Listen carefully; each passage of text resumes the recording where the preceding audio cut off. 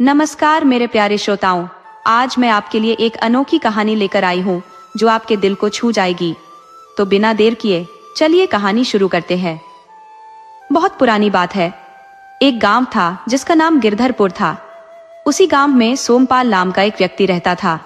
वह एक साधारण किसान था जो खेती बाड़ी कर अपने परिवार का भरण पोषण करता था। उसकी सरलता और सादगी उसकी पहचान थी। वह किसी से ज्यादा बातचीत नहीं करता था और न ही किसी के मामलों में दखल देता था। लेकिन उसकी एक खासियत थी, अगर कोई उसे बेवजह तंग करता तो वह बिना बदला ले नहीं मानता था।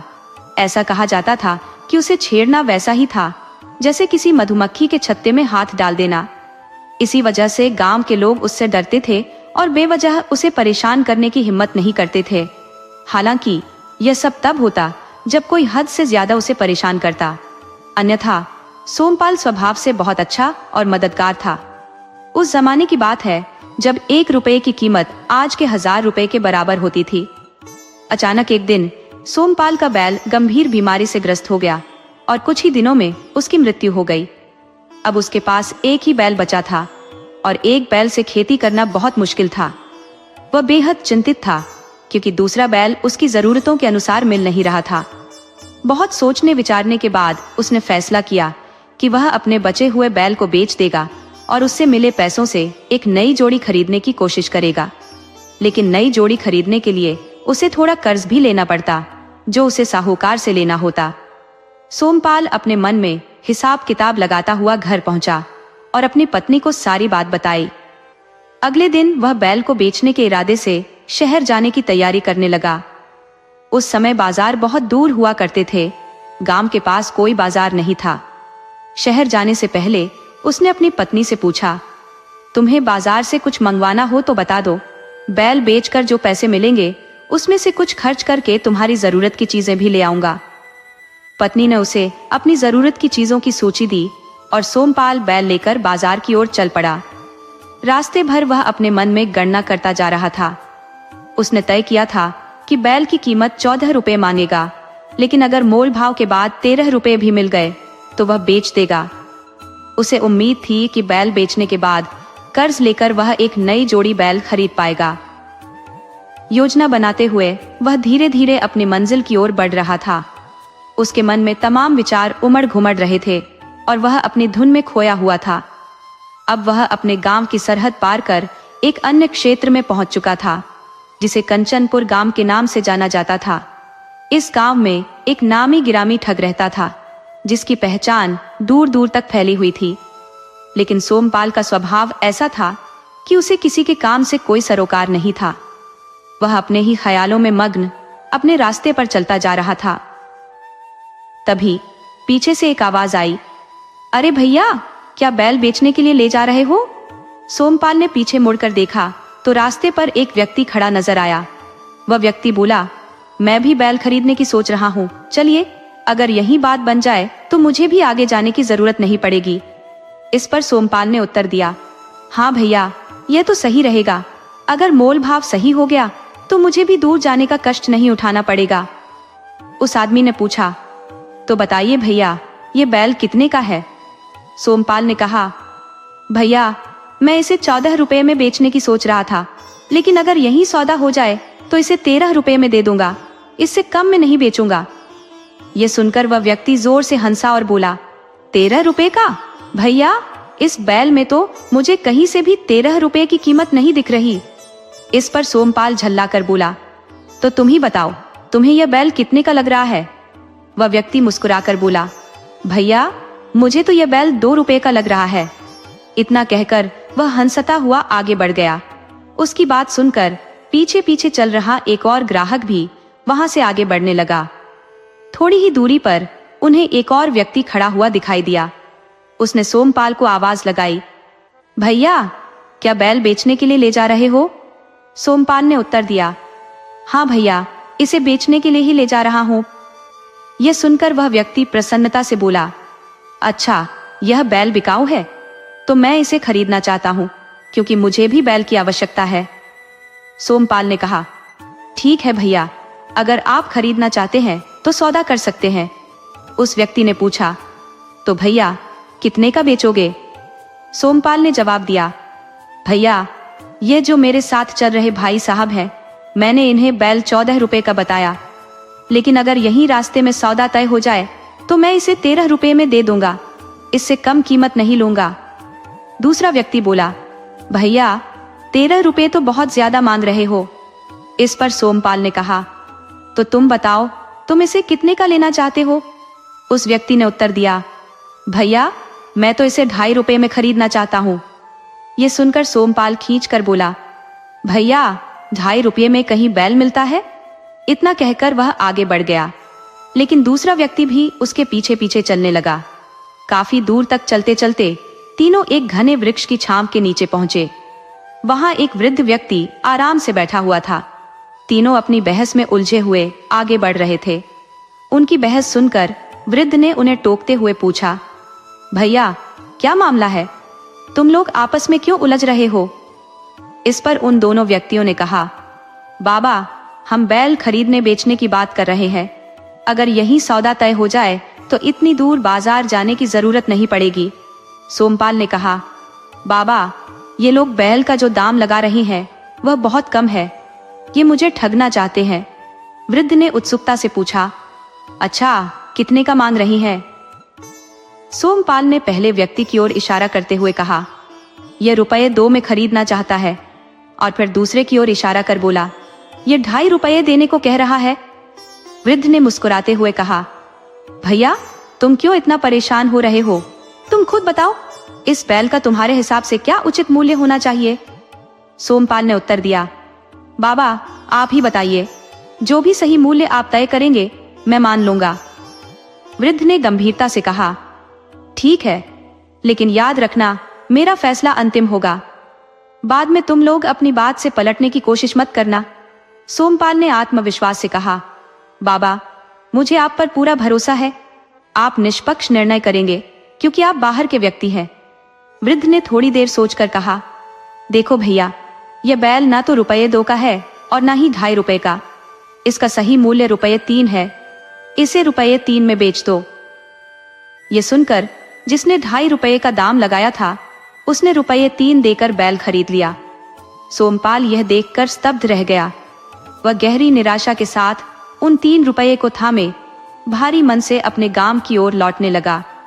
कुछ कदम आगे बढ़ने के बाद उसने मन ही मन सोचा, आखिरी बार अपने बैल को देख ही लूं। जब उसने पलट कर देखा तो उसकी आंखें विस्मय से फटी रह गई। वह वृद्ध और दोनों खरीदार बैल को हाँकते हुए ठहाके लगाते चले जा रहे थे। उसकी शंका को जैसे पंख लग गए। वह चुपचाप उनका पीछा करने लगा। पीछा करते करते वह गांव के बाहर एक जर्जर झोपड़ी तक जा पहुंचा। तीनों ने बैल को झोपड़ी के बाहर बांध दिया और अंदर जाकर जोर जोर से ठहाके लगाकर बातें करने लगे। उनकी बातें सुनकर उसे समझ आ गया कि वह ठगी का शिकार हो चुका है। दरअसल ये तीनों चंदनपुरी के कुख्यात ठग थे। वृद्ध व्यक्ति का नाम हरकू था और वे दोनों खरीदार उसके बेटे गिरधर और नटवर। ये तीनों मिलकर चालाकी से लोगों को ठगने में माहिर थे। इनके कारनामों से पूरा इलाका त्रस्त था। इनकी ठगी के जाल में जो एक बार फंसता वह बचकर निकल नहीं पाता। लेकिन इस बार उन्होंने गलत व्यक्ति से पंगा ले लिया था। कुछ दिनों बाद गिरधर सड़क किनारे नए शिकार की तलाश में खड़ा था। तभी उसने देखा एक औरत घूंघट में लिपटी सड़क पर अकेली चली आ रही थी। उसके कदम डगमगा रहे थे और चेहरे पर आंसुओं की धार बह रही थी।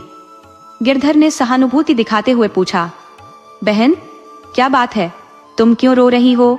औरत ने सिसकते हुए कहा, मेरे पति ने मुझे घर से निकाल दिया, अब मैं कहाँ जाऊं? उसने दूसरी शादी कर ली है और मुझे अकेला छोड़ दिया है। गिरधर ने उसे सांत्वना देते हुए कहा, घबराओ मत, मेरे घर चलो, मैं तुम्हें रानी की तरह रखूंगा। औरत ने थोड़ी देर सोचा और फिर कहा, ठीक है, तुम सही कहते हो, अगर मेरा पति दूसरी शादी कर सकता है तो मैं भी किसी और के साथ रह सकती हूँ। गिरधर गर्वित मन से आगे आगे चलने लगा और वह औरत उसके पीछे पीछे। जब वे झोपड़ी के पास पहुंचे तो नटवर वहां मौजूद था।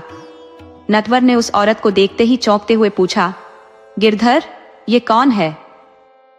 गिरधर थोड़े आक्रोशित स्वर में बोला, भैया ये मेरी पत्नी है, तुम्हारी छोटी बहू है और कौन होगी? नटवर ने हैरानी में पूछा, तुम्हारी पत्नी ये कहां से आ गई? गिरधर ने उत्तर दिया, यह बेचारा अबला है, इसके पति ने इसे घर से बाहर निकाल दिया। मैंने इससे विवाह करने का वचन दिया है, तो यह मेरी पत्नी हुई या नहीं? तुम्हारी भाभी हुई या नहीं? नटवर यह सुनकर झुंझलाते हुए बोला, अरे मूर्ख, तुझे मेरी जरा भी परवाह नहीं है। मैं तुझसे बड़ा हूँ, तेरा तो विवाह फिर भी हो जाएगा, पर मेरा कौन करेगा? इसलिए इससे विवाह मैं करूंगा। गिरधर को यह सुनकर बहुत गुस्सा आया। इतने में हरकू आ गया। उसने दोनों बेटों को झगड़ते देखा तो चिल्लाते हुए पूछा, ये क्या तमाशा हो रहा है? तभी उसकी नजर उस स्त्री पर पड़ी जो घूंघट में बैठी थी। उसे देखते ही उसकी आंखों में चमक आ गई। मन ही मन उसने सोचा, लगता है मेरे बेटे ने कोई बड़ा हाथ मारा है। हरकू ने झिड़कते हुए कहा, कमीनो, क्यों लड़ रहे हो? गिरधर ने जवाब दिया, देखो बापू, इस लाचार स्त्री को मैं लेकर आया हूँ। इसके पति ने इसे घर से निकाल दिया। मैंने वचन दिया है कि मैं इससे विवाह करूंगा।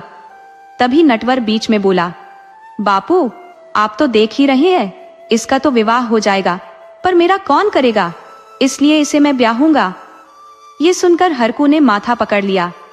उसने गुस्से में दोनों को डांटते हुए कहा, चुप रहो, तुम्हें शर्म नहीं आती? तुम दोनों एक स्त्री को लेकर लड़ रहे हो और अपने बाप का जरा भी ख्याल नहीं आया? कमीनो, तुम चुल्लू भर पानी में डूब मरने लायक हो।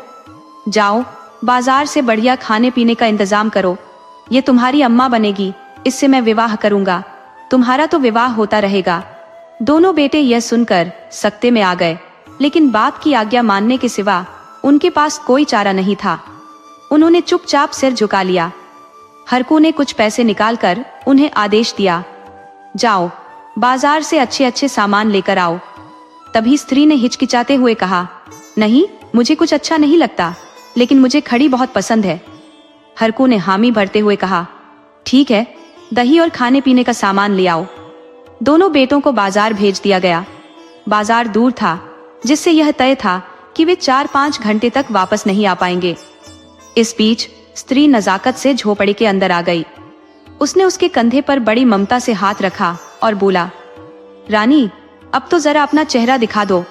लेकिन अगले ही क्षण जैसे कयामत बरस पड़ी।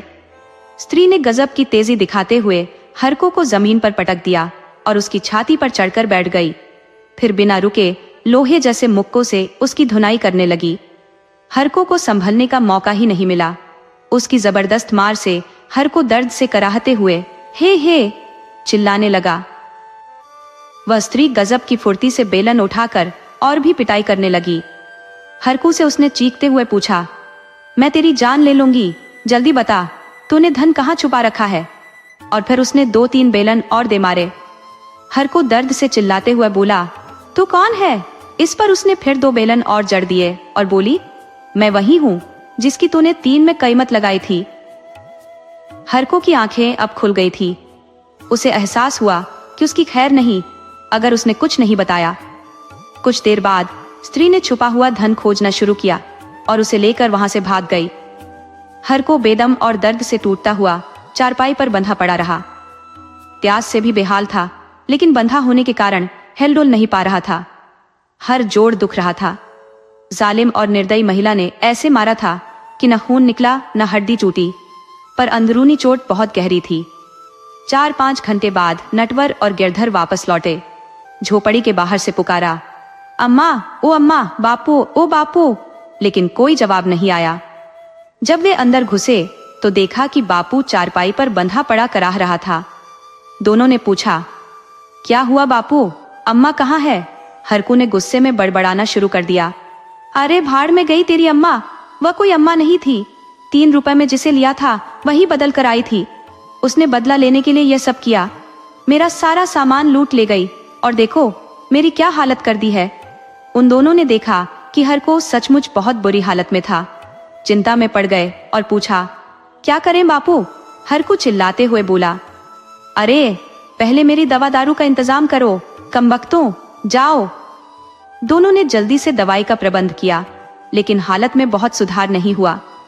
हरकू की यही हालत 2-3 दिन रही और फिर धीरे धीरे कुछ सुधार आया। बाहर से आवाज गूंजी, टूटे फूटे गहरे घावों और पुरानी पीड़ा के रोगियों के लिए रामबाण दवा। हरकू झोपड़ी में कराहते हुए पड़ा था। उसने नटवर और गिरधर को आवाज दी, जाओ बेटा, देखो कोई हकीम आया है, उसे बुलाकर लाओ। दोनों तुरंत दौड़ पड़े। उन्होंने हकीम से विनती की, हमारे बापू की तबीयत बहुत खराब है, कृपया चलकर उन्हें देख लीजिए। हकीम उनके साथ झोपड़ी में आ गया। उसने हरको को गौर से देखा और कहा, यह तो गहरी चोटें लगने का मामला है। फिर हरको के शरीर पर अलग अलग जगह हाथ रखकर बोला, यहाँ दर्द हो रहा होगा? हरको कराहते हुए बोला, हाँ हकीम साहब, यहाँ भी बहुत दर्द है। हरको ने अपने बेटों की ओर देखते हुए कहा, हकीम साहब बड़े अनुभवी हैं, उन्होंने बिना पूछे ही समझ लिया कि कहाँ चोट लगी है। हकीम ने कहा, मैं इसका इलाज कर दूंगा, लेकिन इसके लिए मुझे खास तेल तैयार करना पड़ेगा। ऐसा कहकर उसने अपनी पेटी खोली और उसमें से कई तरह की जड़ी बूटियां निकालने लगा। हकीम ने नटवर और गिरधर से कहा, इनकी हालत गंभीर है, कुछ सामग्री मेरे पास नहीं है, तुम्हें बाजार से लानी पड़ेगी। गिरधर ने कहा, ठीक है हकीम जी, आप लिखकर दे दीजिए। हकीम ने जड़ी बूटियों की सूची तैयार की। गिरधर सूची लेकर बाजार चला गया। थोड़ी देर बाद हकीम ने बूटी पीसनी शुरू की, लेकिन उसके माथे पर चिंता की लकीरें उभर आईं। नटवर ने पूछा, क्या हुआ वैद्य जी? हकीम बोला, बुढ़ापा आ गया है बेटा, कुछ कुछ भूल जाता हूँ। एक बूटी और चाहिए, लेकिन नाम याद नहीं आ रहा। नटवर बोला, कोई बात नहीं बाबा, आप नाम लिख दीजिए, मैं लेकर आता हूँ। हकीम ने पर्ची पर नाम लिखा और नटवर बाजार के लिए निकल गया। हकीम ने दावा तैयार करना शुरू किया। तभी उसने इमाम दस्ते को किनारे रख दिया और अचानक हरको की छाती पर चढ़कर बैठ गया। उसने पूछा, यहाँ सबसे ज्यादा दर्द हो रहा है, सही कह रहा हूं ना? फिर 2 घूंसे दे मारे। हरको का दम घुटने लगा, उसकी सांसें अटक गई। हरको को अब शक हुआ। उसने कांपती आवाज में पूछा, तू कौन है? हकीम ने तीखी नजर से देखते हुए कहा, मैं वही हूँ जिसका तूने 3 रुपए में सौदा किया था। अब जल्दी से बता, तूने धन कहाँ छुपा रखा है? हरकू ने डरते हुए कहा, मुझे मत मारो, मैं सब बता देता हूँ। जो चूल्हा है उसके पास मिट्टी में धन गड़ा हुआ है। हकीम ने फुर्ती से हरको को रस्सियों से कसकर बांधा और उसे झोपड़ी के कोने में पटक दिया। इसके बाद उसने चूल्हे के पास मिट्टी खोदकर वहां से छुपा हुआ धन निकाल लिया। फिर वह हरको के पास आया और गुर्राते हुए बोला, और कहाँ छुपा रखा है, जल्दी बता। हरकू दर्द और डर से तड़प उठा। हकीम ने फिर से 2-3 थप्पड़ उसके गालों पर जड़ दिए। हरकू चीखते हुए बोला, बताता हूँ, सब बताता हूँ। आंगन में जो अलमारी रखी है उसके नीचे भी धन गड़ा हुआ है। हकीम ने हरकू के घर के अलग अलग हिस्सों से सारे धन को समेट लिया। फिर उसने उस धन को बोरियों में भरकर कुएं के पास रखा। हरकू के मुंह में कपड़ा ठूंस दिया और उसे रस्सियों से बांधकर कुएं की चरखी पर लटका दिया। इसके बाद वह वहां से चुपचाप भाग निकला। जब गिरधर और नटवर बाजार से जड़ी बूटियां लेकर लौटे तो उन्होंने देखा कि पूरा घर अस्त व्यस्त था, जैसे किसी ने हर चीज को खोदकर उलट पलट कर दिया हो। हकीम का कहीं कोई अता पता नहीं था। नटवर ने घबराकर पुकारा, बापू बापू, कहाँ हो? लेकिन कोई जवाब नहीं मिला। गर्मी से बेहाल और प्यासे गिरधर ने पानी लाने का सोचा और कुएं की ओर बढ़ा। जब उसने कुएं के भीतर झांका तो आवाज आई, मुझे निकालो। गिरधर ने देखा कि हरको कुएं में झूल रहा था। वह फौरन कुएं में रस्सी डालकर हरको को बाहर खींच लाया। हरको के मुंह से कपड़ा निकाला गया और उसके हाथ पैर खोले गए। मुश्किल से खड़ा होने के बाद हरको ने कांपती आवाज में कहा, वो ठग था, वही जिससे हमने 3 रुपए में बैल खरीदा था। उसने कहा है कि मुझे जिंदा नहीं छोड़ेगा और बाद में तुम्हारी भी बारी आएगी। हरको, गिरधर और नटवर इतने भयभीत हो गए कि उन्होंने गांव छोड़ने का फैसला कर लिया। वे अपनी जमीन, अपना घर छोड़कर दूसरी जगह चले गए। इस घटना के बाद उस इलाके में ठगों का आतंक समाप्त हो गया। गांव वालों को फिर से शांति मिली और अब वे बाजार जाने में डरते नहीं थे। सोमपाल ने ठगों को सबक सिखाया था। जिस बैल का सौदा 3 रुपए में हुआ था, उसने उनके मंसूबों को नाकाम कर दिया। आखिरकार गांव में खुशहाली लौट आई। हर कोई चैन और शांति से रहने लगा।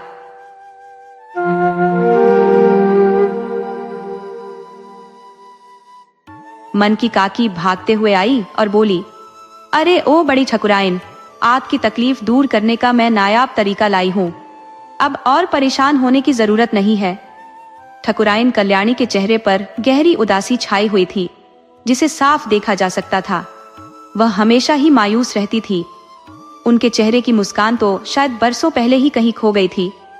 उन्होंने इसे अपनी किस्मत मानकर स्वीकार कर लिया था, शायद इसलिए क्योंकि उन्हें एहसास था कि उनकी इस हालत की वजह वो खुद ही है। कल्याणी बोली, अब क्या है मन की काकी, क्यों हाफती हुई चली आ रही हो? ऐसा क्या हो गया है? मन की काकी बोली, अरे ठकुराइन, सुना है जो गांव हमारे से नदी पार पड़ता है वहां एक साध्वी रहती है। उनका बड़ा नाम है। लोग कहते हैं जो भी उनके पास जाता है उसका दुख दर्द दूर हो जाता है। कोई भी निराश नहीं लौटता वहां से। साध्वी जी 8 साल से तपस्या कर रही है और उनके चेहरे पर ऐसा तेज है कि पूरा गांव उनकी इज्जत करता है। कल्याणी बोली, तुम्हें ये सब कैसे पता चला? मन की काकी बोली, अरे मेरी भतीजी आई थी, उसी ने मुझे बताया। मैं तो कहती हूँ ठकुराइन, छोटी ठकुराइन को भी एक बार वहां ले चलिए, शायद उन्हें कुछ आराम मिल जाए।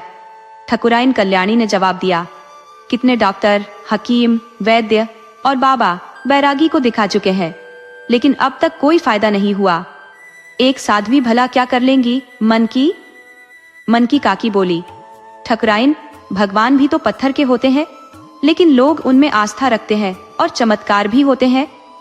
कभी कभी कोई भी कुछ कर सकता है।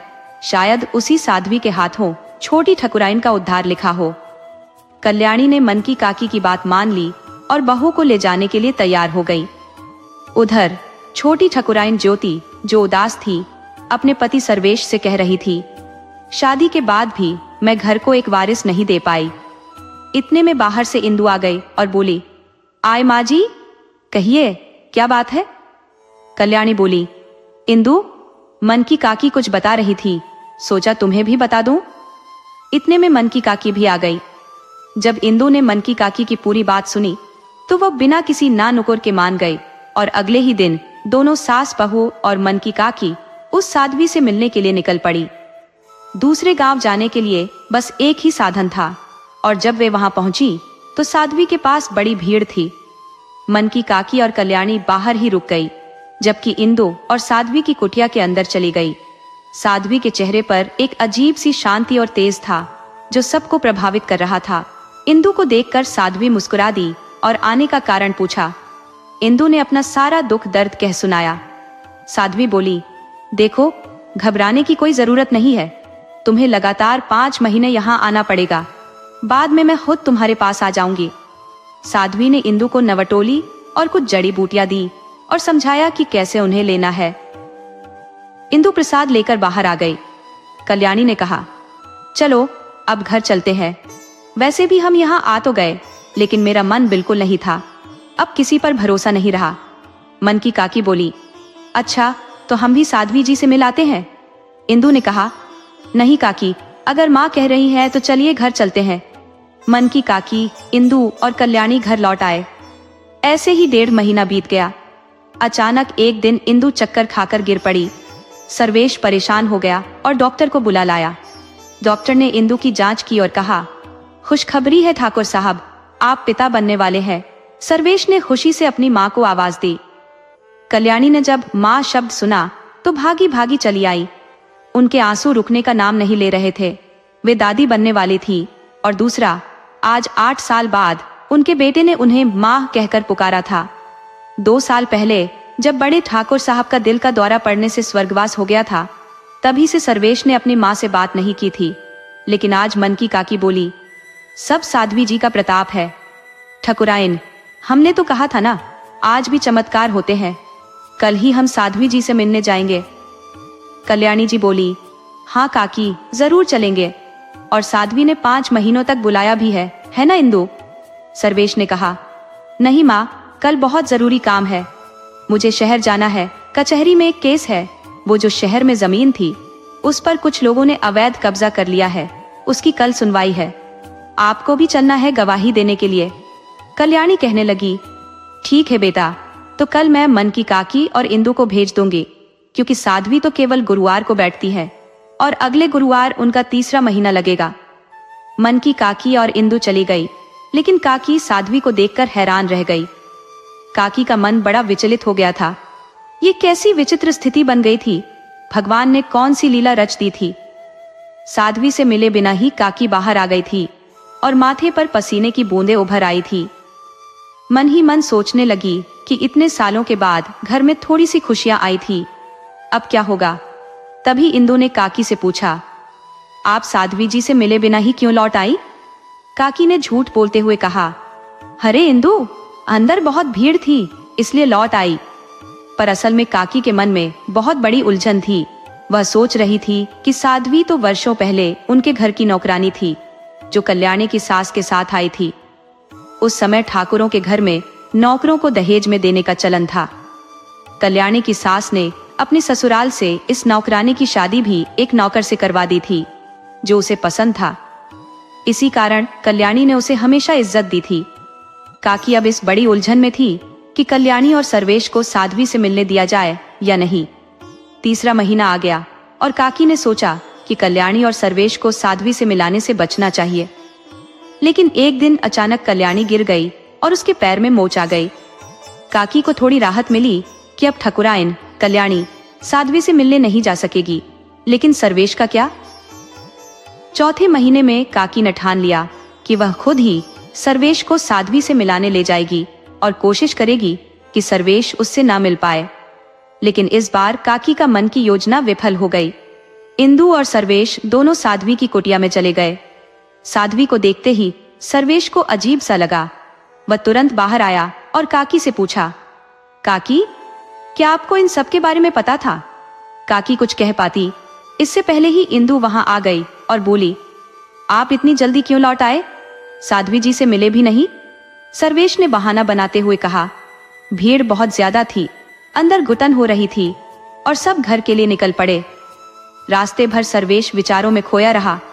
उसे कुछ भी समझ नहीं आ रहा था कि जिंदगी ने उसके साथ इतना बड़ा मजाक कैसे कर दिया। इतने सालों में बड़ी मुश्किल से उसने खुद को संभाला था और अब एक ही झटके में उसका संतुलन बिगड़ गया था। इंदु ने सर्वेश के कंधे पर हाथ रखते हुए कहा, क्या सोच रहे हैं आप? चलिए नाव से उतरिए, घर चलें। तीनों नाव से उतर गए, लेकिन काकी के मन में कई सवाल उमड़ने लगे कि वह सर्वेश को क्या जवाब देगी। वहीं सर्वेश के मन में भी कई सवाल थे, जिनका उत्तर वह काकी से चाहता था। घर पहुंचकर कल्याणी ने काकी से कहा, काकी, लगता है सर्वेश की तबीयत ठीक नहीं है, वह बहुत उदास और परेशान है। कल गुरुवार है और इंदु का चौथा महीना लग गया है। कल हमें साध्वी से मिलने जाना है। पिछली बार मैं मिल नहीं पाई थी, लेकिन इस बार जरूर मिलूंगी।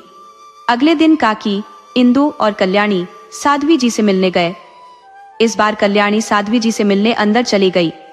साध्वी को देखते ही कल्याणी के दिल में कुछ खटका और वह बाहर आकर काकी से बोली, शायद इसी वजह से सर्वेश परेशान था। काकी, तुमने बताया क्यों नहीं? काकी ने अपने मन की बातें छुपाते हुए कहा, देखिए ठकुराइन, मुझे कुछ भी नहीं पता था। जब पहली बार आई थी तब भी मुझे कुछ नहीं पता था। कल्याणी सोचने लगी कि कैसे अतीत, जिसे वह इतने सालों से दूर भगाने की कोशिश कर रही थी, उसका वर्तमान बनकर उसके सामने आ खड़ा हुआ। अब क्या होगा? यही सोचकर कल्याणी और ज्यादा परेशान हो गई। सभी साध्वी से मिल चुके थे, लेकिन कोई भी आपस में कुछ नहीं कह रहा था। घर पहुंचने पर कल्याणी पूरे दिन परेशान रही। उसके मन में अजीब सी उथल पुथल मची थी। वह सोच रही थी, यदि सब कुछ अपने तरीके से चलाती तो शायद उसकी जिंदगी इस मोड़ पर न ठहरती। लेकिन यह कैसे हो सकता था? खानदान की इज्जत का डर और लोगों की सोच का दबाव था। सर्वेश की बात मानने में उसका भी कुछ स्वार्थ था। ये सोचते सोचते वह अपने अतीत के पन्ने पलटने लगी। 23 साल पहले की बात है। जाए इसी हवेली में वह दुल्हन बनकर आई थी। बस 16 पार करके विवाह हो गया था। इतनी छोटी उम्र में ही विवाह हो गया था। वह बेहद नाजुक, गोरी रंगत की ओर सुंदर थी। हाथ पैर और शरीर का रूप बहुत आकर्षक था। सास उनकी झलक देखकर थक जाती थी। बलैया लेकर सास ने उनकी तारीफों के पुल बांध दिए थे। कल्याणी के पति मान सिंह उसे 10 साल बड़े थे और वे भी उसे बहुत प्रेम करते थे। क्योंकि उनके पिता ठाकुर सुमेर सिंह का कई साल पहले निधन हो चुका था। जमींदारी की जिम्मेदारी उनके कंधों पर आ गई थी और जमींदारी के चलते वे अपनी पत्नी कल्याणी को ज्यादा समय नहीं दे पाते थे। कल्याणी की शादी को 1 साल होने वाला था। अब वह 18 साल की हो चुकी थी। फिर एक दिन ऐसा हुआ जिसने कल्याणी की जिंदगी में एक नया मोड़ ला दिया, जिसे उसने कभी सोचा भी नहीं था। एक दिन जब कल्याणी और उसकी सौभाग्यवती मनकी काकी मंदिर जा रही थी, तो एक पागल सांड अचानक उनके सामने दौड़ते हुए आ गया। तीनों स्तब्ध थी कि क्या करे। तभी एक नवयुवक, जिसकी उम्र लगभग 20 वर्ष होगी, बीच में कूद पड़ा और सांड के सीनों से झूल गया। सांड ने उसे दूर फेंक दिया और खेतों की ओर भाग गया। उस नवयुवक को गंभीर चोटें आई। सौभाग्यवती कल्याणी की सास ज्योति घबरा गई और नवयुवक को कुछ लोगों की मदद से घर ले आई। सौभाग्यवती ने अपनी घटना की पूरी जानकारी मानसिंह को दी। उसने बताया कि नवयुवक ने उनकी जान बचाई। मानसिंह नवयुवक से मिलने गया, उसका हालचाल पूछा और तीनों की जान बचाने के लिए धन्यवाद प्रकट किया। नवयुवक ने बताया कि उसका नाम राघव है और वह नदी के पार वाले गांव में रहता है। उसके माता पिता बचपन में ही हैजा से गुजर गए थे। कोई रिश्तेदार नहीं था। फसल खराब हो गई थी और कर्ज बढ़ गया था। कर्ज न चुका पाने के कारण साहूकार ने सारी जमीन और झोपड़ी पर कब्जा कर लिया। राघव ने अभी 2 दिन पहले ही गांव में आकर मंदिर की सीढ़ियों पर रहना शुरू किया था।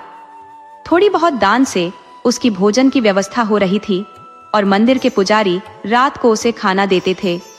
मानसिंह ने कहा, तुम चिंता मत करो, पहले ठीक हो जाओ। हमारे यहाँ काम की कमी नहीं है, तुम्हें कोई काम देंगे और तब तक हवेली में आराम करो।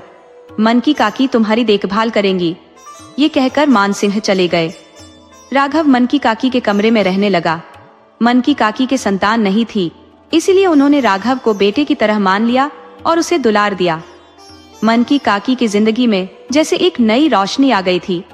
अब मनकी की जिंदगी कुछ बेहतर गुजरने लगी थी, जो कभी सुख भरी नहीं थी। सौभाग्यवती के साथ आए नौकरानी किसान को दिल दे बैठी थी।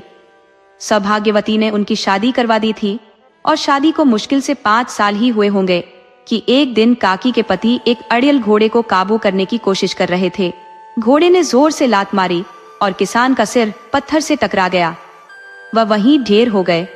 उनके एक 10 साल का बेटा भी था, जिसे एक दिन सांप ने दंस लिया और वह भी नहीं बच सका।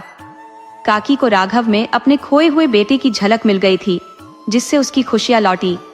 उधर राघव भी हवेली में काम करने लगा और उसे एक नई जिंदगी मिल गई। लेकिन जब भी कल्याणी राघव को देखती, उसका दिल विचलित हो उठता। कल्याणी को राघव के प्रति अलग ही भावनाएं महसूस होने लगी। वह किसी न किसी बहाने से उसके पास जाने की कोशिश करती रहती। उसकी गठीली काया, सुडौल बाहें देखकर वह भीतर ही भीतर बेचैन हो उठती थी। उसे कुछ समझ नहीं आ रहा था कि यह क्या हो रहा है। हर पल वह राघव को अपने सामने देखना चाहती थी। शायद वह उसे चाहने लगी थी। राघव के प्रति उसकी छिपी हुई भावनाएं उसके किसी भी काम में मन नहीं लगने देती थी। एक दिन कल्याणी ने हिम्मत करके राघव से अपने दिल की बात कह दी। राघव, मैं तुम्हें चाहने लगी हूं। लेकिन राघव ने जवाब दिया, छोटी ठकुराइन, आप क्या कह रही हैं? ये सब आपको शोभा नहीं देता। और वह खुद को छुड़ाकर चला गया। राघव ने ठाकुर साहब से कहकर अपना काम खेतों में लगवा लिया और उस घटना के बारे में किसी से भी कुछ नहीं कहा। कुछ दिनों बाद उसने काकी से कहा, माँ, मेरा भी ब्याह करवा दो। कब तक मुझे यूं अकेले खिलाती रहोगी? काकी यह सुनकर बहुत खुश हुई और उसने ठाकुर साहब के खेतों में काम करने वाली अनाथ लड़की जानकी से राघव की शादी करवा दी। जानकी राघव की दुल्हन बनकर आई और राघव उसे पाकर बहुत खुश हुआ। जानकी भी यह सोचकर खुश थी कि अब उसकी दुनिया में कोई तो है जिसे वह अपना कह सकती है। समय बीतता गया। उधर कल्याणी भी राघव को भुलाने की कोशिश करने लगी। कुछ दिनों बाद कल्याणी ने खुशखबरी दी कि वह मां बनने वाली है। ये सुनकर सौभाग्यवती और ठाकुर मानसिंह बहुत खुश हुए। कुछ महीनों बाद कल्याणी ने एक बेटे को जन्म दिया, जिसका नाम उन्होंने सर्वेश प्रताप सिंह रखा। इधर जानकी ने भी खुशखबरी सुनाई और कुछ महीनों बाद उसने भी एक बेटी को जन्म दिया, जिसका नाम राघव ने धनी रखा। समय धीरे धीरे गुजरता रहा। दोनों बच्चे बड़े होने लगे और उनकी शरारतों से हवेली में रौनक बनी रहती थी। वे लड़ते झगड़ते बड़े हो रहे थे। इसी बीच सौभाग्यवती भी बीमारी के बाद चल बसी। जब सर्वेश ने 8वीं पास कर ली तो वह आगे की पढ़ाई के लिए अपने मामा के पास शहर चला गया। उधर राघव ने खेतों के पास अपनी झोपड़ी बना ली थी। ठाकुर साहब की गौशाला भी वहीं थी, जिससे राघव और जानकी को गाय भैंसों और बैलों की देखभाल में आसानी होती थी। लेकिन राघव ने काकी को साथ नहीं लिया। उसने कहा, माँ, तुम सारी जिंदगी हवेली में रही हो, वहीं आराम से रहो, झोपड़ी में तुम कैसे रहोगी? धनी और सर्वेश दूर रहकर बड़े हो रहे थे, लेकिन उनके दिल में एक दूसरे से बिछड़ने का दर्द छिपा हुआ था। जब कभी सर्वेश छुट्टियों में आता तो धनी उससे मिलने नहीं जाती थी, क्योंकि जानकी हवेली में जाने से मना करती थी। उसे डर था कि हवेली के ठाठ बाट देखकर उसकी बेटी बिगड़ न जाए। गरीबों के पास न तो अच्छे कपड़े पहनाने की ताकत होती है और न ही अच्छी तरह से खिलाने की। जानकी को यह भी चिंता थी कि उसकी बेटी की ससुराल कैसी होगी। इसी तरह दोनों बच्चे बड़े होते रहे। सर्वेश अपनी कॉलेज की पढ़ाई पूरी करके घर लौट आया, क्योंकि ठाकुर साहब अब बीमार रहने लगे थे और उन्हें एक सक्षम व्यक्ति की जरूरत थी। इस कारण सर्वेश को वापस आना पड़ा। इस बीच कल्याणी अपने बेटे के लिए एक उपयुक्त दुल्हन की खोज में थी। इसी दौरान किसी रिश्तेदार ने एक रिश्ता बताया, जिसे कल्याणी ने मंजूर कर लिया और कहा कि वे नवरात्रि में आकर लड़की को देखेंगे। एक दिन मन की काकी को बाजरे की रोटी और प्याज की चटनी खाने की इच्छा हुई। उन्होंने जानकी से कहा, कृपया धानी को भेज देना, मेरे बूढ़े शरीर में ज्यादा चलने फिरने की ताकत नहीं है। अगर वह मेरी पसंद की बाजरे की रोटी और प्याज की चटनी लेकर आ जाए तो बहुत अच्छा होगा। धानी के इंतजार में मन की काकी हवेली के आंगन में बैठी थी। इसी बीच सर्वेश ने काकी से पूछा, काकी, आप किसका इंतजार कर रही है? क्या कोई दूल्हा ढूंढ लिया है? मन की काकी ने जवाब दिया, आप कैसी बातें कर रहे हैं छोटे ठाकुर? हम तो अपनी धनी बिटिया का इंतजार कर रहे हैं। पता नहीं वह चिड़ैल कहाँ गायब हो गई जो बाजरे की रोटी और चटनी लाने वाली थी। सर्वेश ने पूछा, क्या वह बचपन में हमारी हवेली में रहती थी? मन की काकी ने हाँ कहा और बोली, हाँ वही, वह अभी तक आई नहीं है, बहुत भूख लगी है। सर्वेश ने कहा, मैं भी खाऊंगा, मैंने भी जान की चाची के हाथ का खाना बचपन में खाया है। इतना कहकर धानी आ गई। धानी को देखते ही सर्वेश की नजरें उसकी ओर केंद्रित हो गई और वह गहराई से उसे देखने लगा। धानी ने खाना देकर बिना ज्यादा बातचीत किए वहां से चली गई। उधर राघव एक उपयुक्त रिश्ते की तलाश में था। उसे एक किसान लड़का मिला जो अपने माँ बाप का इकलौता बेटा था। नवरात्रि में राघव ने भी रिश्ते की बात तय कर ली। धानी को इतने सालों बाद देखकर सर्वेश ने मन बना लिया कि वह धानी से मिले बिना वापस नहीं जाएगा। रात को खाना खाकर सर्वेश अपने कमरे में गया और किताबें पढ़ने लगा। अचानक उसे एक पुराना संदूक याद आया। उसने संदूक खोला और एक छोटे लकड़ी के बक्से को ढूंढने लगा। उस बक्से में एक पायल, एक खाली शाही दवा और एक पुराना पत्र था। सर्वेश पायल को देखकर उसे हाथ में लेकर देखने लगा। कल्याणी दूध लेकर आई और उसने सर्वेश को आवाज दी। सर्वेश ने झटपट सब कुछ बंद करके संदूक बंद कर दिया और कहा, हाँ माँ, आ जाइए। कल्याणी ने कहा, लो बेटा, दूध पी लो, आज तुमने ठीक से खाना भी नहीं खाया। बेटा, तबीयत तो ठीक है? सर्वेश ने जवाब दिया, हाँ माँ, सब ठीक है। आज दोपहर में जान की चाची ने मन की काकी के लिए बाजरे की रोटी और प्याज की चटनी भेजी थी, लेकिन वह खाली थी। कल्याणी ने कहा, ठीक है, लेकिन उन लोगों से थोड़ा दूर रहना। सर्वेश ने कहा, ठीक है माँ, सो जाऊं। रात की नींद में सर्वेश केवल धानी के बारे में सोच रहा था और उसने पक्का कर लिया कि धानी से मिलकर रहेगा। सुबह होते ही सर्वेश गौशाला पहुंच गया और जानकी से राम राम की। जानकी ने कहा, खुश रहो बेटा। सर्वेश ने जानकी से पूछा, काकी और चाचा कैसे हैं? जानकी ने कहा, ठीक है, अभी खेत गए हैं। सर्वेश ने धानी के बारे में पूछा।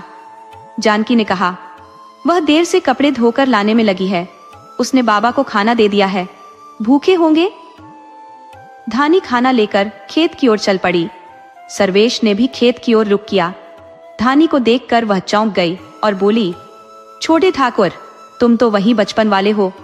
जैसे राक्षसों वाली हरकतें करते थे वैसे ही अब भी कर रहे हो। सर्वेश ने कहा, और तुम भी बचपन में चुड़ैलों जैसी हरकतें करती थी, याद है? कितना परेशान करती थी, मुझे पढ़ने नहीं देती थी। धानी ने जवाब दिया, मैं तब बच्ची थी, अब तो जवान हो गई हूं और सुंदर भी। सर्वेश ने हंसते हुए कहा, हाँ, अब तुम जवान और सुंदर हो, लेकिन कल तुम हवेली से क्यों भाग गई थी? धानी ने कहा, मैं आपसे डर गई थी, कहीं आप बचपन की तरह फिर से मेरी छोटी न खींच ले। सर्वेश ने हंसते हुए कहा, अच्छा, और फिर छोटी पकड़कर खींच दी? धानी गुस्से में भाग गई और कहा, छोटे ठाकुर, आप वहीं पुराने हैं। राघव के पास नानी पहुंची तो उसने पूछा, बिटिया क्या हुआ, तेरे चेहरे पर यह उदासी क्यों है? धानी ने कहा, नहीं बाबा, कुछ नहीं, बस पैर में कांटा चुभ गया था। अगले दिन सर्वेश फिर खेतों की तरफ चला गया, लेकिन उसका दिल धानी से मिलने को बेताब था। धानी को मनाना भी तो जरूरी था, क्योंकि वो नाराज होकर चली गई थी। सर्वेश ने देखा कि धानी खेतों में बैठकर अमरूद खा रही है। वह भी उसके पास जाकर बैठ गया और बोला, धानिया, मुझे भी खिलाओ ना, जैसे बचपन में बाग से चुरा कर खिलाती थी। धानी ने गुस्से में कहा, मुझसे बात मत करो छोटे ठाकुर, मुझे बहुत गुस्सा आ रहा है। सर्वेश ने हैरानी से पूछा, क्यों नाराज हो? धानी बोली, कल तुमने मेरी छोटी क्यों खींची थी? सर्वेश ने माफी मांगते हुए कहा, मुझे माफ कर दो, लो कान भी पकड़ लिया, अब कहो तो उठक बैठक भी लगा दूं? धानी ने हंसते हुए कहा, नहीं ठाकुर साहब, ऐसा मत करो, मुझे पाप लगेगा। चलो, माफ किया। दोनों फिर से अमरूद खाते हुए हंसने लगे। दिन बीतते गए, दोनों कभी गांव की पहाड़ी पर तो कभी नहर के किनारे और कभी अमरूद के बागों में साथ घूमने लगे। इसी तरह नवरात्रि भी आ गई और उनके रिश्ते पक्के हो गए। सर्वेश की शादी अगले साल तय हुई, क्योंकि धानी के होने वाले दूल्हे की दादी को मरे अभी 1 साल पूरा नहीं हुआ था। एक दिन किसी ने कल्याणी को बता दिया कि तुम्हारा सर्वेश और धानी साथ साथ घूमते हैं। कल्याणी ने तुरंत जानकी को बुलवाया और उसे कड़े शब्दों में बहुत कुछ सुनाया। जानकी चुपचाप घर लौट आई और धानी को डांटते हुए कहा, अब तू घर से बाहर कदम भी नहीं रखेगी, तेरा ब्याह तय हो गया है और तुझे अब दुर्गेश से मिलना बंद करना होगा। दूसरी तरफ सर्वेश बहुत परेशान था, क्योंकि धानी से न मिलने की वजह से वह बेचैन हो रहा था। एक दिन जानकी बीमार पड़ गई और घर में लकड़ियां खत्म हो गईं। धानी को मजबूरन जंगल में लकड़ियां लेने जाना पड़ा। शाम हो चली थी और बादल घिर आए थे। तभी उसने देखा कि सर्वेश उसका पीछा करते हुए जंगल तक आ गया है। सर्वेश ने उसे गले लगाते हुए कहा, धानी, तुम मुझसे बात क्यों नहीं करती हो? उससे मिलना क्यों नहीं चाहती हो? धानी ने खुद को छुड़ाते हुए कहा, छोटे ठाकुर, क्या कर रहे हो? मेरा विवाह तय हो गया है और तुम्हारा भी। सर्वेश बोला, लेकिन धानी, मैं तुमसे प्यार करता हूँ और मुझे किसी की परवाह नहीं। धानी ने जवाब दिया, लेकिन मुझे है, मैं अपने माँ बाबा का नाम बदनाम नहीं करना चाहती। सर्वेश ने कहा, बदनामी कैसी धानी, हम एक दूसरे के बिना खुश नहीं रह सकते। चलो, मैं सबको बता दूंगा। धानी ने कहा, हाँ, मैं भी तुमसे बचपन से प्यार करती हूँ और तुम्हारे बिना नहीं रह सकती। दोनों एक दूसरे के गले लग गए और रोने लगे। जब वे गांव लौटने लगे तो जोरदार बारिश होने लगी और अंधेरा भी छा गया। भीगते हुए वे गांव पहुंचे। उधर कल्याणी सर्वेश के घर जल्दी न आने से परेशान थी। उसने पता करवाया तो पता चला कि सर्वेश धानी के पीछे पीछे जंगल की तरफ गया था। ये सुनकर कल्याणी का गुस्सा भड़क उठा। उसने राघव को बुलाकर कहा, तुम्हारी बेटी अपनी औकात भूल गई है। वह सर्वेश से शादी के सपने देख रही है जो कभी पूरे नहीं हो सकते। जैसे तुमने मेरे प्यार को ठुकराया था, वैसे ही आज मैं तुम्हारी बेटी को ठुकराती हूँ। तुम अभी के अभी गांव छोड़कर चले जाओ। राघव ने विनती करते हुए कहा, ठाकुराइन, जानकी की तबीयत खराब है और बारिश भी तेज हो रही है। ऐसी स्थिति में हम कहाँ जाएंगे? लेकिन कल्याणी ने कोई दया नहीं दिखाई और चीख कर बोली, मैं कुछ नहीं जानती, तुम्हें गांव छोड़ना ही पड़ेगा। राघव मायूस होकर घर लौटा और देखा कि सर्वेश और धानी एक दूसरे का हाथ थामे चले आ रहे हैं। राघव को बहुत गुस्सा आया और उसने धानी को जबरदस्ती साथ ले जाना शुरू किया। सर्वेश ने रोकने की कोशिश की, लेकिन राघव ने उसकी बात अनसुनी कर दी और बोला, बाद में बात करेंगे छोटे ठाकुर, आप हवेली जाइए, आपकी माँ आपका इंतजार कर रही है। राघव ने कुछ जरूरी सामान बांधा और अपने परिवार के साथ गांव छोड़ने का फैसला किया। रात के अंधेरे में बिना किसी को बताए वे नदी की तरफ निकल पड़े। बारिश तेज हो रही थी, बिजली कड़क रही थी, लेकिन राघव ने किसी भी चीज की परवाह नहीं की। उसकी आत्मसम्मान को ठेस लगी थी। उसने नाव खोली जो कि रस्सी से बंधी हुई थी और अपने परिवार को नाव में बैठाकर नदी पार करने लगा। लेकिन कुछ दूर जाकर नाव बेकाबू हो गई क्योंकि पानी का बहाव बहुत तेज था और बारिश भी जोरदार हो रही थी। नाव धीरे धीरे डूबने लगी। कुछ ही देर में नाव पूरी तरह डूब गई। इस बीच कल्याणी की तंद्रा टूटी जब उसने बार बार भौंकते कुत्ते की आवाज सुनी। उस समय साध्वी जी सीढ़ियों पर उदास बैठी थी और मंदिर के पुरोहित जी अपनी छड़ी का सहारा लेकर धीरे धीरे साध्वी के पास पहुंचे। उन्होंने पूछा, बेटी, इतनी उदास क्यों बैठी हो? कोई परेशानी है? साध्वी ने जवाब दिया, कुछ नहीं बाबा, बस थोड़ी सी थकान है। पुरोहित जी ने कहा, अपना ध्यान रखा कर। बेटी, तुम्हारे सिवा मेरा कौन है? अब तो पुरोहित भी नहीं रही। जब 8 साल पहले तुम हमारी जिंदगी में आई तो ऐसा लगा जैसे वर्षों की संतानहीनता पूरी हो गई। इतना कहकर पुरोहित जी की आंखें नम हो गई। साध्वी ने सवाल किया, बाबा ऐसा क्यों कह रहे हैं? तुम्हारे रूप में तो मुझे मेरे बाबा मिल गए थे, और अगर पुरोहित जी भी होते तो क्या होता? साध्वी की आंखों में भी आंसू छलक आए। फिर रोहित जी ने पूछा, अच्छा, अब खाना भी खिलाओ या ऐसे ही चले? बहुत भूख लगी है, आज क्या बनाया है मेरी बेटी ने? साध्वी ने उत्तर दिया, यहाँ दूध, दलिया, लौकी की सब्जी, आलू का भरता, धनिया की चटनी और गेहूं की नरम नरम रोटी है। ये सब बाबा की उम्र के हिसाब से बनाया है, क्योंकि तुम्हारे दांत कमजोर हो गए हैं, इसीलिए ऐसा खाना बनाया है जिसे आसानी से खा सके। रोहित जी ने कहा, बहुत अच्छा बेटी, तुम मेरा कितना ख्याल रखती हो। फिर दोनों ने मिलकर खाना खाया। जब भोजन खत्म हुआ तो साध्वी ने कहा, अब मैं अपनी कुटिया में आराम करने चली जाऊंगी। फिर बाद में बादल गिर आए और बारिश शुरू हो गई। साध्वी उस बारिश वाली रात को याद करने लगी जब वह छोटे ठाकुर से दूर हुई थी। उस दिन धानी ने पहली बार अपने बाबा का गुस्सा देखा था। धानी के बाबा का गुस्सा भी जायज था, क्योंकि धानी का हाथ छोटे ठाकुर के हाथ में देखकर उन्हें यह सब उम्मीद नहीं थी। बाबा का स्वाभिमान आहत हुआ था। उन्होंने धानी का हाथ छोटे ठाकुर से छुड़वाकर उसे झोपड़ी के अंदर ले गए और पूछा, ये सब क्या है? अगर यह सच है तो तुम्हें छोटे ठाकुर को आज से भूलना होगा। वचन दो कि आज के बाद तुम उनसे नहीं मिलोगी। उस दिन धानी ने छोटे ठाकुर से न मिलने का वचन लिया और साथ ही गांव छोड़ने का भी निर्णय लिया। आंधी, तूफान और बारिश के बीच वे गांव छोड़कर निकल पड़े। अम्मा और बाबा उस तूफान में ऐसे बहे जैसे कई दिलों को तोड़ते हुए चले गए। नाव ही एकमात्र रास्ता था गांव से बाहर जाने का, लेकिन तूफान ने उसे बेकाबू कर दिया और नाव डूब गई। बाबा और अम्मा की शवें बाद में मिली। धानी अगले दिन बेहोशी की हालत में नदी के किनारे पड़े मिली। पुरोहित बाबा, जो अपनी दिनचर्या के अनुसार नदी पर स्नान करने गए थे, ने धानी को देखा और उसकी नब्ज टटोली। उन्होंने आसपास के लोगों को बुलाया और धानी को मंदिर के पास झोपड़ी में ले गए। पुरोहित बाबा ने फौरन धानी के कपड़े बदलवाने और इलाज करने का आदेश दिया। वे केवल पुरोहित ही नहीं बल्कि प्रसिद्ध वैद्य भी थे। धानी को होश में आते ही उसने अपने अम्मा और बाबा के बारे में पूछा। गांव के लोग उसकी मदद करने लगे और जब अम्मा और बाबा की शवें मिली तो पुरोहित बाबा ने उनका अंतिम संस्कार किया। अनाथ धानी के सिर पर हाथ रखकर उन्होंने कहा, मैं तुम्हारे साथ रहूंगा।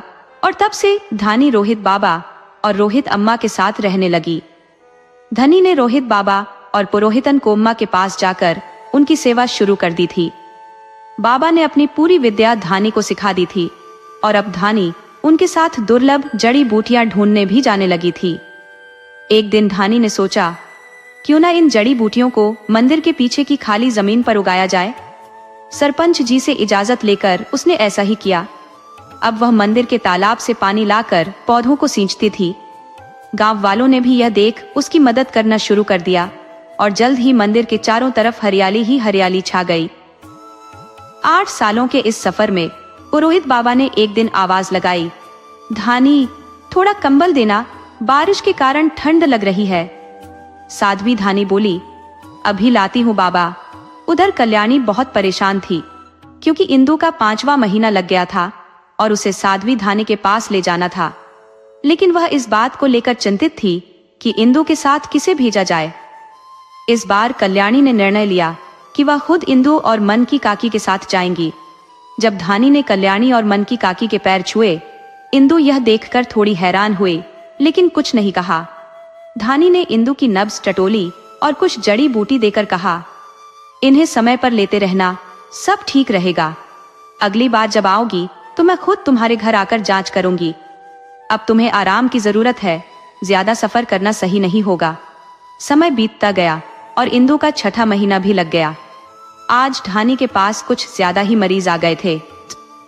उसे घर के लिए खाना भी बनाना था, इसलिए उसने जल्दी जल्दी काम निपटाया। बाबा को खाना खिलाकर खुद भी खाया और फिर इंदु की जांच करने के लिए कल्याणी की हवेली की तरफ चल पड़ी। हवेली पहुंचते पहुंचते अंधेरा हो गया था। उसने दरवाजे पर दस्तक दी। नौकरानी ने दरवाजा खोला और पूछा, किससे मिलना है? धानी बोली, बड़ी ठकुराइन से मिलना है। नौकरानी ने उसे अंदर बुलाया और कहा, बैठक में बैठिए, मैं बड़ी ठकुराइन को बुलाती हूँ। धानी ने बड़े आदर से कल्याणी के पैर छुए और कहा, छोटी ठकुराइन को जल्दी बुला दीजिए, मुझे वापस जल्दी जाना है, नहीं तो नाव की आखिरी फेरी भी निकल जाएगी। कल्याणी ने जवाब दिया, कोई बात नहीं, हम अभी जानकी को नदी किनारे भेजकर नाविक को खबर करवा देते हैं। आज तुम यहीं रुको। धानी ने कहा, नहीं बड़ी ठकुराइन, आप छोटी ठकुराइन को बुला दीजिए, मैं उनकी जांच करके वापस चली जाऊंगी। कल्याणी की आंखों में आंसू आ गए और बोली, धानिया, क्या तुम हमें माफ करने का कोई मौका नहीं दोगी? उस रात धानी ने हवेली में रुककर इंदु की जांच की। थोड़ी देर बाद कल्याणी ने उसे खाना खाने के लिए बुलाया। तुम्हारे लिए बिना प्याज लहसुन और मसाले के खाना बनाया है, कल्याणी बोली। हवेली में लालटेन की धीमी रोशनी चारों ओर फैली हुई थी। सब बैठक में खाना खाने के लिए बैठे ही थे कि दरवाजे पर दस्तक हुई। नौकरानी ने दरवाजा खोला और सर्वेश अंदर आ गया। कल्याणी ने पूछा, जानकी, कौन आया है? नौकरानी बोली, मालकिन, छोड़े ठाकुर आए हैं। कल्याणी ने कहा, ठीक है, उनसे कह दो हाथ मुंह धोकर खाना खाने आ जाए। सर्वेश बोला, ठीक है माँ, अभी आता हूँ। जब सर्वेश खाना खाने पहुंचा और धानी को देखा तो थोड़ा विचलित हो गया। सब चुपचाप खाना खा रहे थे। माहौल में अजीब सी खामोशी थी। कोई किसी से बात नहीं कर रहा था। सभी उलझन में थे कि क्या बोले और किससे बोले। खाना खत्म होते ही कल्याणी ने कहा, धानी, तुम मेहमानों वाले कमरे में सो जाओ, जानकी तुम्हें ले जाएगी। धानी ने कहा, ठीक है बड़ी ठकुराइन, और सब अपने अपने कमरों में सोने चले गए। धनिका के मन में आज सब कुछ अजीब लग रहा था। वह सोच रही थी कि अगर ठकुराइन समय पर समझ जाती तो उसके अम्मा और बाबा आज उसके साथ होते। इसी विचार में खोई हुई उसे किसी के आने की आहट सुनाई दी। दरवाजा हल्की खटखटाहट के साथ बजा। धनिका ने दरवाजा खोला और सामने सर्वेश खड़ा था। उसने दरवाजा बंद करने की कोशिश की, लेकिन सर्वेश ने कहा, धनिका, मुझे तुमसे बात करनी है, बस एक बार। आज के बाद मैं कभी तुम्हें परेशान नहीं करूंगा। धनिका ने दरवाजे से हटते हुए कहा, ठीक है, आओ अंदर। सर्वेश कमरे में दाखिल हो गया। सर्वेश ने कहा, धनिका, तुम्हारी कुछ चीजें मेरे पास थी जो मैं तुम्हें लौटाने आया हूं। जल्दी कहो, मैं चाहूंगा कि तुम जानो कि आज के बाद मैं कोशिश नहीं करूंगा। धनिका ने कहा, अगर छोटी ठकुराइन को कुछ पता चल गया तो मैं खुद को कभी माफ नहीं कर पाऊंगी। सर्वेश ने उत्तर दिया, तुम मुझसे इतनी नफरत करती हो? धनिका रोते हुए बोली, हाँ, क्योंकि तुमसे प्यार करके मुझे क्या मिला सिवाय दुख के। उस दिन अगर तुम मेरे साथ होते तो बाबा को इतना गुस्सा नहीं आता और मेरे माता पिता मेरे साथ होते। सर्वेश ने जवाब दिया, तुम्हें लगता है कि तुम ही बस दुखी हो? तुम्हारे मरने की खबर ने मेरे दिल को कितना आहत किया। तुम्हें ऐसा लगता है?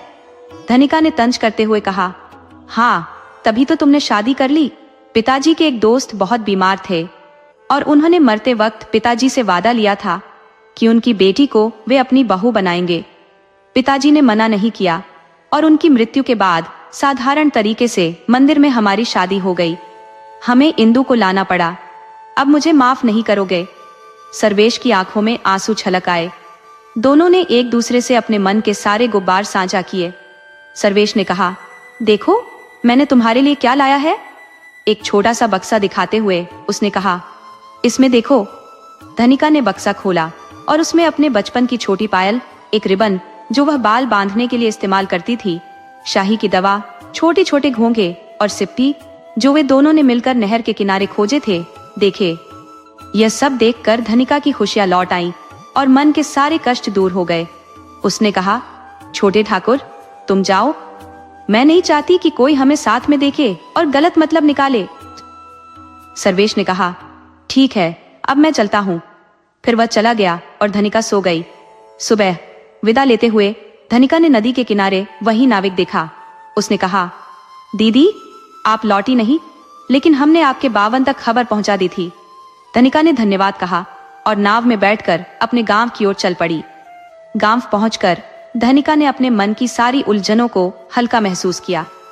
उसने दो लोगों को देखा और कहा, अब तुम्हें मेरी जड़ी बूटियों की जरूरत नहीं है।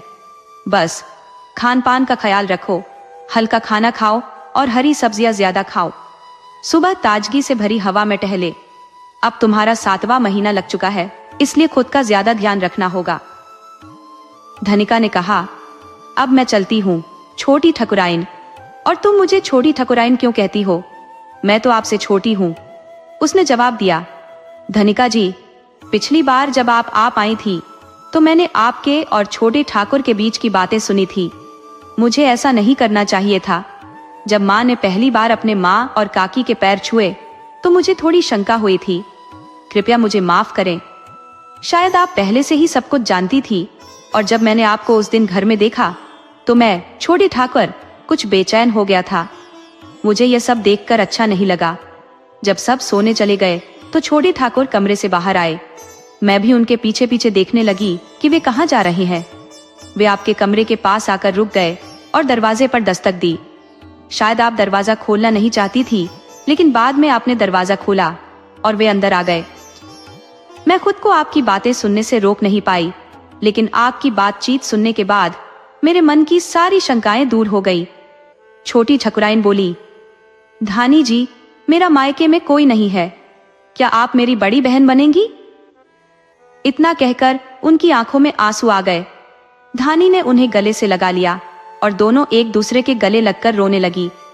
उनकी ये बातें सर्वेश ने भी सुन ली और उन दोनों के पास जाकर बोले, मुझे माफ कर दो, मैंने तुमसे बहुत कुछ छुपाया। इंदु बोली, आप मुझसे माफी न मांगे, जो होना था वो हो गया। फिर इंदु ने धानी से कहा, दीदी आप इन्हें माफ कर दो। धानी ने कहा, अब मैं चलती हूँ, बाबा की तबीयत ठीक नहीं रहती, वो मेरा इंतजार कर रहे होंगे। धानी जब गांव लौटी तो देखा कि बाबा लेटे हुए थे। धानी ने पूछा, क्या हुआ बाबा, तबीयत ठीक नहीं है? बाबा ने कहा, आज तबीयत कुछ ज्यादा ही खराब लग रही है। जड़ी बूटियां भी ले ली, लेकिन कोई आराम नहीं मिल रहा है। लगता है भगवान का बुलावा आ गया है। धानी बोली, ऐसा मत कहो बाबा, आपके सिवा मेरा है ही कौन? बाबा बोले, लेकिन बेटी बहुत ठंड लग रही है। धानी ने बाबा का माथा छुआ तो देखा कि बहुत तेज बुखार था। धानी बोली, बाबा मैं आपको कुछ जड़ी बूटियां देती हूँ, शायद कुछ आराम मिले। बाबा बोले, नहीं बेटा, अब कोई दवा असर नहीं करेगी। 2 हफ्ते इसी तरह गुजर गए, लेकिन बाबा की हालत में कोई सुधार नहीं हुआ। एक दिन बाबा धानी को छोड़कर स्वर्ग सिधार गए। धानी ने खुद को बहुत अकेला महसूस किया। उसके जीने का सहारा ही चला गया था। बाबा के देहांत पर कल्याणी और सर्वेश आए थे। धानी को दिलासा देकर चले गए, लेकिन जिसने अपनों को खोया है वही उसकी पीड़ा समझ सकता है। धानी अब खुद को संभालने की कोशिश कर रही थी, लेकिन उसका मन किसी काम में नहीं लग रहा था। मरीजों को भी नहीं देख रही थी और खाना भी नहीं बना रही थी। अगर कोई कुछ खिला देता तो वही खा लेती। अंदर से उसके जीने की इच्छा मर चुकी थी। वह धीरे धीरे बीमार पड़ने लगी थी।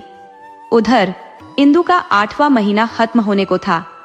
जब धानी उसकी जांच के लिए नहीं पहुंची तो कल्याणी ने सर्वेश को उसे लाने के लिए भेजा। सर्वेश जब धानी के पास पहुंचा तो देखा कि उसकी हालत ठीक नहीं थी, लेकिन धानी ने कहा कि वह ठीक है और इंदु की जांच के लिए साथ चलेगी। वह सर्वेश के साथ निकल पड़ी।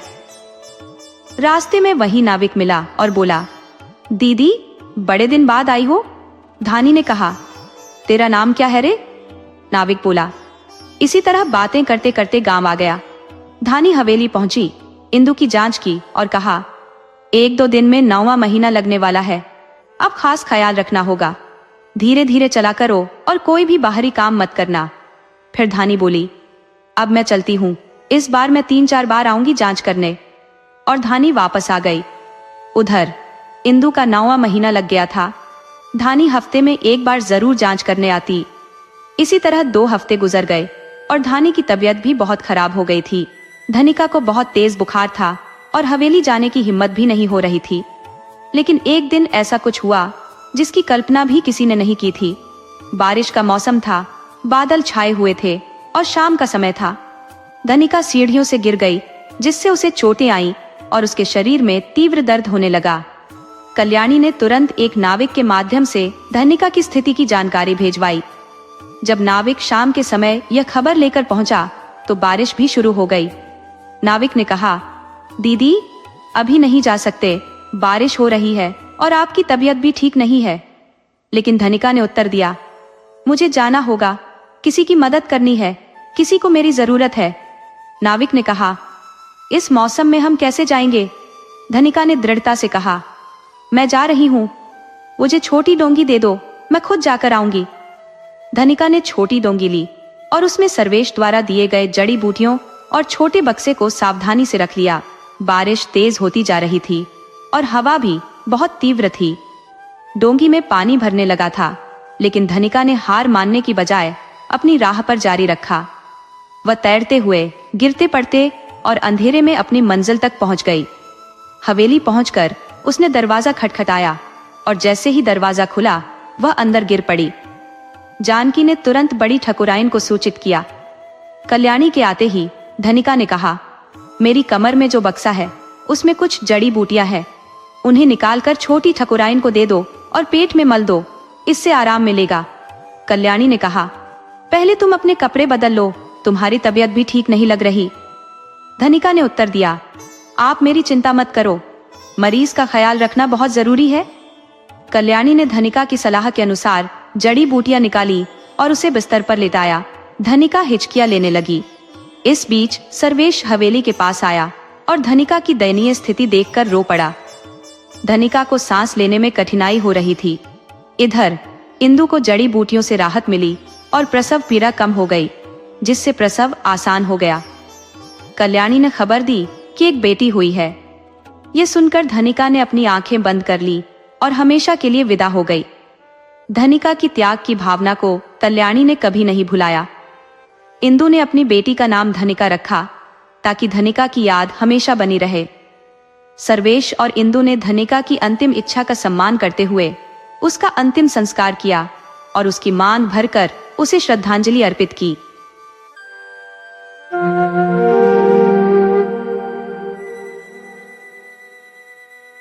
बहुत समय पहले की बात है। एक गांव में तेजा सिंह अपने परिवार के साथ निवास करते थे। तेजा सिंह गांव के सरपंच थे। आज उनके घर के सामने जन सैलाब बढ़ता जा रहा था। गांव के सारे लोग इकट्ठा हो चुके थे। जिसने भी उस शव को देखा उसकी चीखें निकल गई। शव का तो बस नाम ही था। हाथ पैर अलग अलग थे, जिनकी उंगलियां कटी हुई थी। सिर धड़ से अलग पड़ा था, पेट अंदर या बाहर उभर आया था और खोपड़ी से खून बहकर जम चुका था। चेहरा पूरी तरह काला हो चुका था। कानों का कोई पता नहीं था। आंखों के स्थान पर मांस के टुकड़े लटके हुए थे। कुल मिलाकर शव ऐसा लग रहा था जैसे किसी कसाई खाने से अभी लाया गया हो, और उस पर हजारों मक्खियां जो शव पर मंडरा रही थी, दृश्य को और भी डरावना बना रही थी। कितना अच्छा आदमी था। बेवजह मारा गया। भीड़ में 2 बुजुर्ग आपस में बात कर रहे थे। सही कह रहे हो भैया, आजकल तो बाहर निकलने लायक भी नहीं रहा। अभी 2 दिन पहले ही मिला था, कितना खुश था अपनी जिंदगी से। मुझसे कह रहा था, चाचा हमारा ट्रांसफर यहीं पर हो गया है, परसों तक ट्रांसफर लेटर भी मिल जाएगा। इस बार उदयपुर जाना हमारा आखिरी बार होगा। 2 दिन में हम वापस आ जाएंगे। वो बेचारा सरपंच जी, भैया, एक ही बेटा था और इतनी दर्दनाक मौत मरा। लेकिन एक बात समझ में नहीं आती, आखिर उसकी किसी से क्या दुश्मनी हो सकती थी कि उसे इतनी मौत मिली। इतना कहते ही एक तीसरा आदमी बोल पड़ा, अरे भैया, कोई दुश्मनी नहीं थी, ये तो महेश की पत्नी का काम है। एक तीसरे आदमी ने उनकी बात काटते हुए कहा, कितनी बार कहा कि कोई उपाय करवा लो, लेकिन महेश इन बातों में विश्वास ही नहीं करता था। देखो, सरपंच जी के बेटे की जान चली गई। क्या कह रहे हो बाबूजी? दूसरे आदमी ने पूछा। आजकल कौन इन बातों पर विश्वास करता है? हम सही कह रहे हैं भैया, अगर सरपंच ने हमारी बात मानकर समय पर इलाज करवाया होता तो इतनी बड़ी कीमत नहीं चुकानी पड़ती। एक आदमी ने कहा, कल की घटना याद करो, जब महेश की मौत की खबर आई तो नरेश की बहन खुशी मना रही थी। क्या कह रहे हो राम बाबू? एक मृत औरत खुशी कैसे मना सकती है?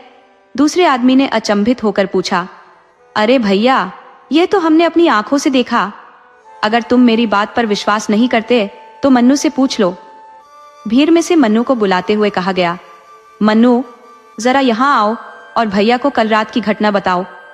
मन्नू ने कहा, हाँ चाचा, राम बाबू चाचा सही कह रहे हैं। जैसे ही महेश भैया की मौत की खबर आई, हमारे घर की छत पर रोने पीटने की आवाजें आने लगी और खटखट की विचित्र आवाजें सुनाई देने लगी। ऐसा लग रहा था जैसे छत पर कोई पत्थर फेंक रहा हो। हमने छत पर जाकर देखा, लेकिन कोई नहीं मिला। जब हम नीचे आए तो वही आवाजें फिर से आने लगी। फिर हम छत पर गए, लेकिन कोई नहीं था।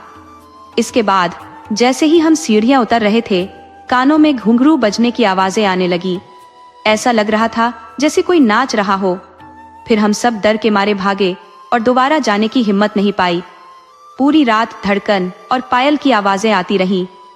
चाचा, दिन भर बाबा कहते रहे कि वह खुशी मना रही थी। जब सुबह महेश भैया की मिट्टी आई, तब जाकर नाचना बंद हुआ। धीरे धीरे समय बीत गया और इस घटना को लगभग 1 साल हो गया। ये कहानी अब बाहरी लोगों के लिए बस एक किंवदंती बनकर रह गई थी। घर वाले भी इसे भूलने की कोशिश में लगे हुए थे।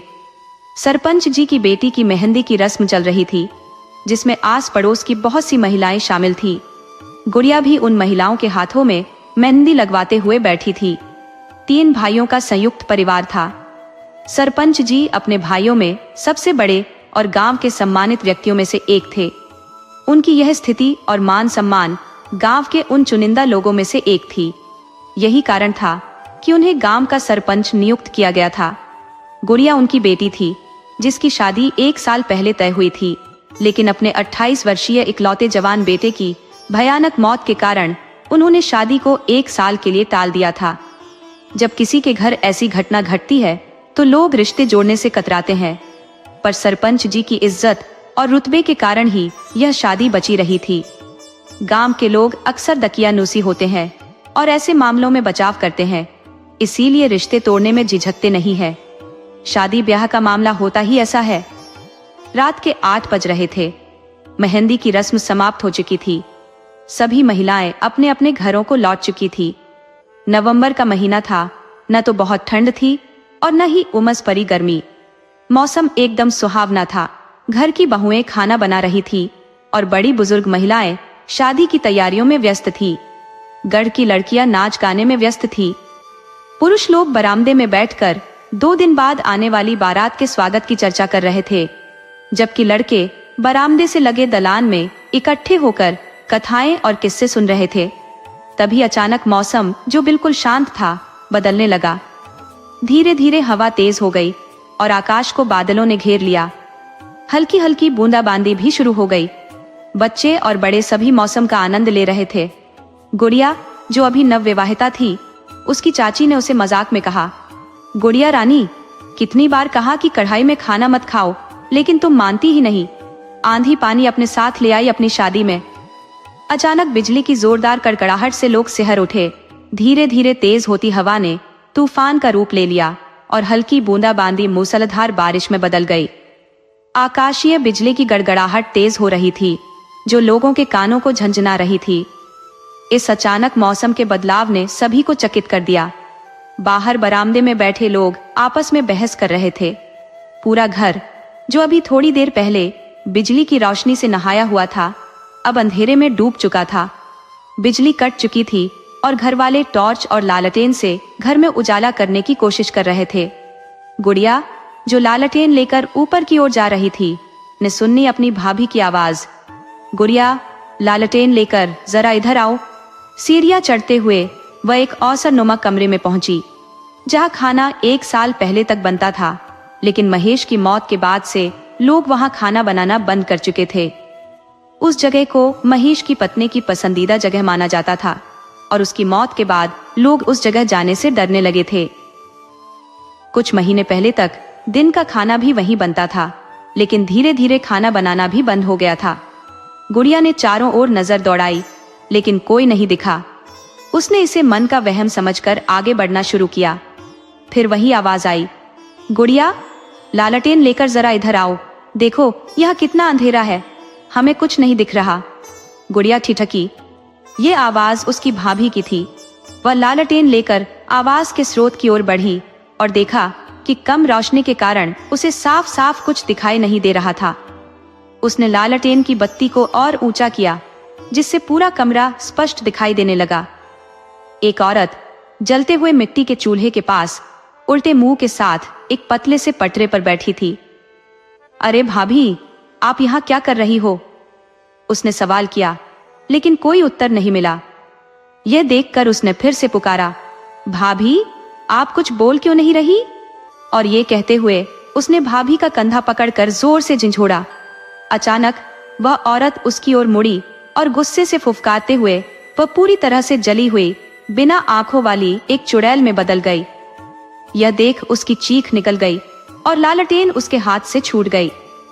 चीख सुनकर लोग दौड़ते हुए उस कमरे की ओर भागे, लेकिन जब तक वे पहुंचते, लालटेन का कांच टूट चुका था और आग की एक बड़ी लपट उठ चुकी थी। उसे लपटों से घिरा देख वह चुड़ैल जोर जोर से हंसने लगी। जल्द ही घर में और लोग जमा हो गए, लेकिन चुड़ैल अब भी हंसते हुए खड़ी थी। उसके ठहाकों से सरपंच का पूरा घर गूंज उठा।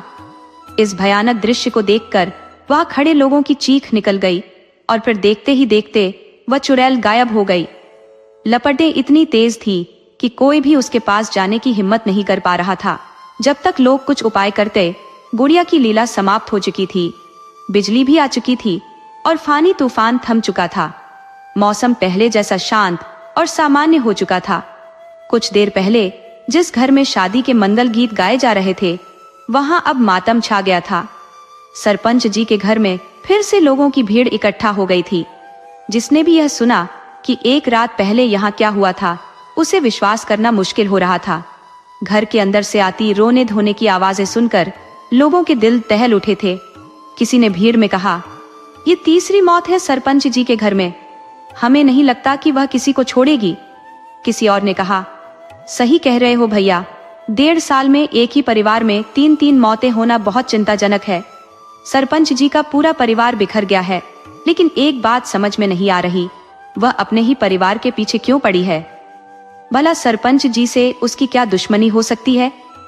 जिनको उसने मारा वो तो चचेरे थे, क्या वो अपने ही थे? फिर दूसरे ने कहा, भैया तुम सही कह रहे हो, मुझे लगता है इसमें जरूर कोई रहस्य है जो हम में से कोई नहीं जानता। हमें डर है कि अगर सरपंच जी ने जल्दी ही कोई ठोस उपाय नहीं किया तो एक दिन वह उनके पूरे परिवार का विनाश कर देगी। अब तो वह और भी ताकतवर हो चुकी होगी, क्योंकि उसके साथ 2 और साथी मिल गए हैं। अब गुड़िया की मिट्टी जा चुकी थी और बुढ़िया भी मर चुकी थी। लोग अपनी अपनी सहानुभूति व्यक्त कर अपने घर लौट रहे थे। इस घटना से सरपंच जी का पूरा परिवार डर गया था। सबके मन में दहशत घर कर गई थी। वे यही सोच सोच कर घबरा रहे थे कि अब अगला नंबर किसका होगा। महेश की मां ने सरपंच जी से कहा, आप कुछ क्यों नहीं करते? आखिर कब तक ये सब तमाशा चलता रहेगा? हमारे 2 बच्चों को निगल गई, अब न जाने अगला निशाना किसे बनाने की सोच रही है।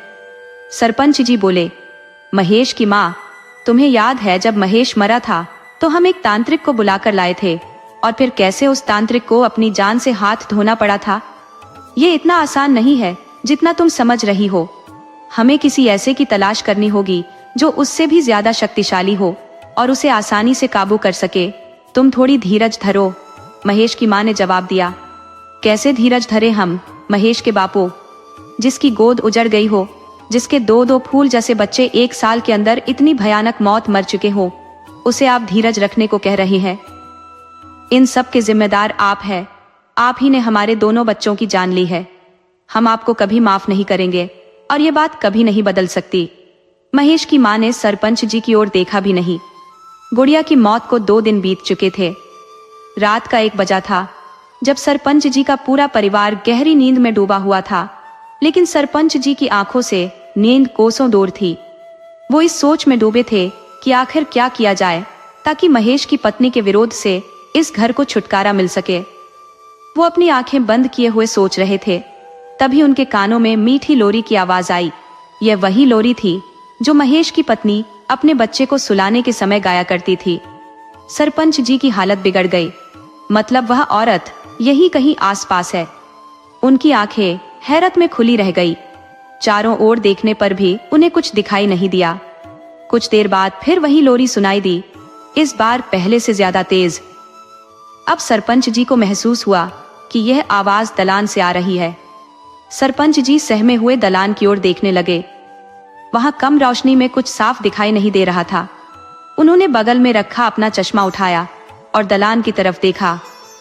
अब उन्हें सब कुछ साफ साफ दिखने लगा। दलान के कोने में एक औरत अपने छोटे से बच्चे को लोरी गाकर सुला रही थी।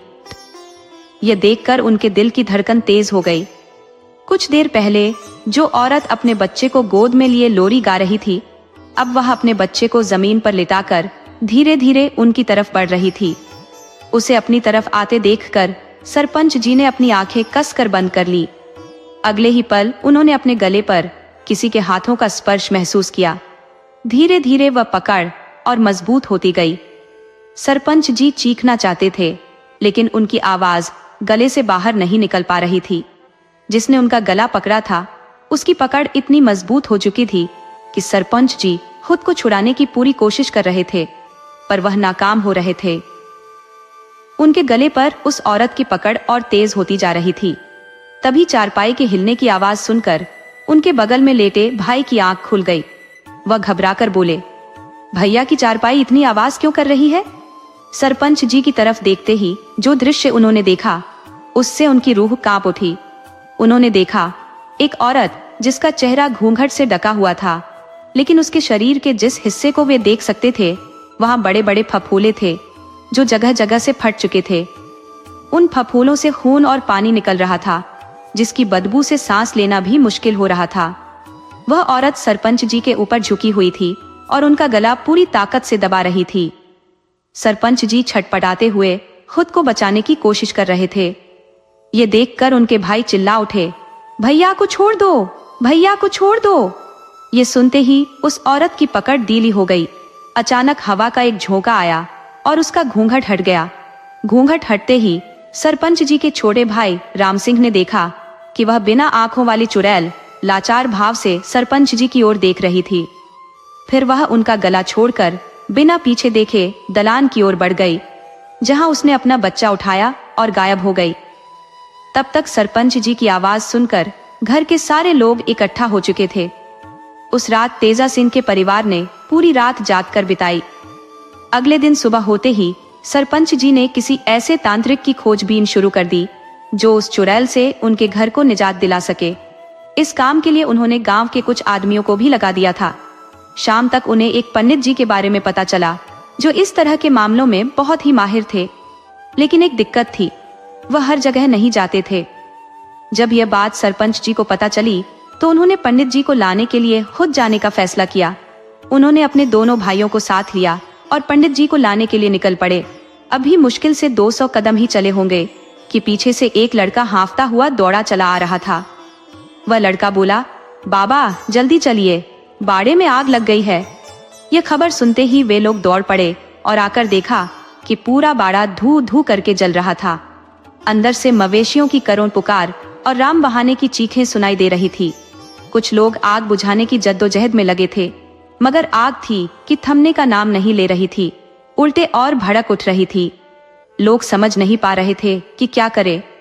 उसकी ज्वालाएं इतनी तीव्र थी कि जानवरों को बचाना तो दूर, कोई बाड़े के नजदीक भी नहीं जा पा रहा था।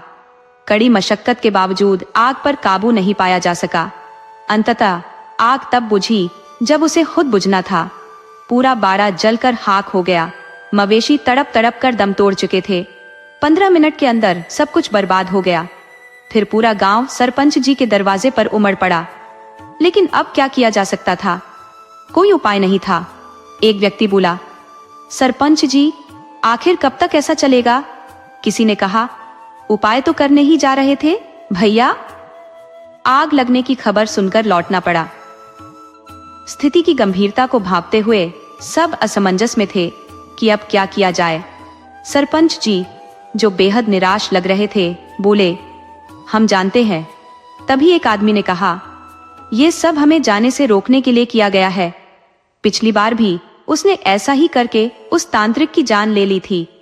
दूसरे व्यक्ति ने सहमति में सिर हिलाते हुए कहा, सही कह रहे हैं भैया, वो बड़ी खतरनाक है। सरपंच जी बोले, हाँ भैया, बहुत खतरनाक है। बहुत बुरा हुआ। बेचारे बेजुबान मवेशी भी नहीं बच सके। हमें नहीं लगता कि वो इतनी आसानी से कुछ करने देगी। किसी और ने कहा, इसका उपाय खोजना पड़ेगा। जो भी करना है जल्दी करो भैया, अब हमारे पास ज्यादा समय नहीं है। क्या पता कल को पूरा गांव इस डायन के प्रकोप का शिकार हो जाए। दूसरा व्यक्ति बोला, बिल्कुल सही कह रहे हो भैया, जल्द ही कुछ करना होगा, वो भी बेहद गुपचुप तरीके से, ताकि उसे कानों कान खबर ना हो। फिर उसी रात करीब 9 बजे सरपंच सिंह के घर एक पंडित जी का आगमन हुआ। पंडित जी के आने की खबर सुनते ही घर के बाकी लोग बाहर निकलकर उन्हें घेर कर खड़े हो गए और बोले, महाराज, आपका बहुत बहुत धन्यवाद जो आप यहाँ आने के लिए राजी हो गए। अब आप ही हमें उस प्रकोप से बचा सकते हैं। कृपया हमें बचा लीजिए। सरपंच जी ने पंडित जी के चरणों में झुकते हुए कहा। पंडित जी ने सरपंच जी को आशीर्वाद देते हुए कहा, कल्याण हो बच्चा, इस वर्ष सब भला करेंगे, पर पहले मैं एक बार तुम्हारे घर का निरीक्षण करना चाहता हूँ। सरपंच जी ने कहा, जी महाराज, अवश्य। कृपया कुछ ऐसा करें जिससे हमें इस मुसीबत से छुटकारा मिल जाए। इसके बदले आप जो कहेंगे हम देने के लिए तैयार हैं। पंडित जी ने कहा, बच्चा, जो देना है ऊपर वाला देगा। हम इंसान किसी को क्या दे सकते हैं? ये रुपया पैसा हमारे लिए मिट्टी के समान है। पंडित जी के साथ आए उनके शिष्य ने सरपंच जी को पंडित जी के गुणों से अवगत कराते हुए कहा, गुरु जी, यह किसी लोभ से नहीं आए हैं। ये तो जल्दी कहीं जाते भी नहीं। लेकिन यहाँ की बड़ी समस्या सुनकर ही गुरु जी से रहा नहीं गया। आपकी किस्मत प्रबल थी जो पंडित जी यहाँ आए। इनके दर्शन आपको हुए तो अब आप तनिक भी चिंता न करें। गुरु जी ने बहुतों का उद्धार किया है।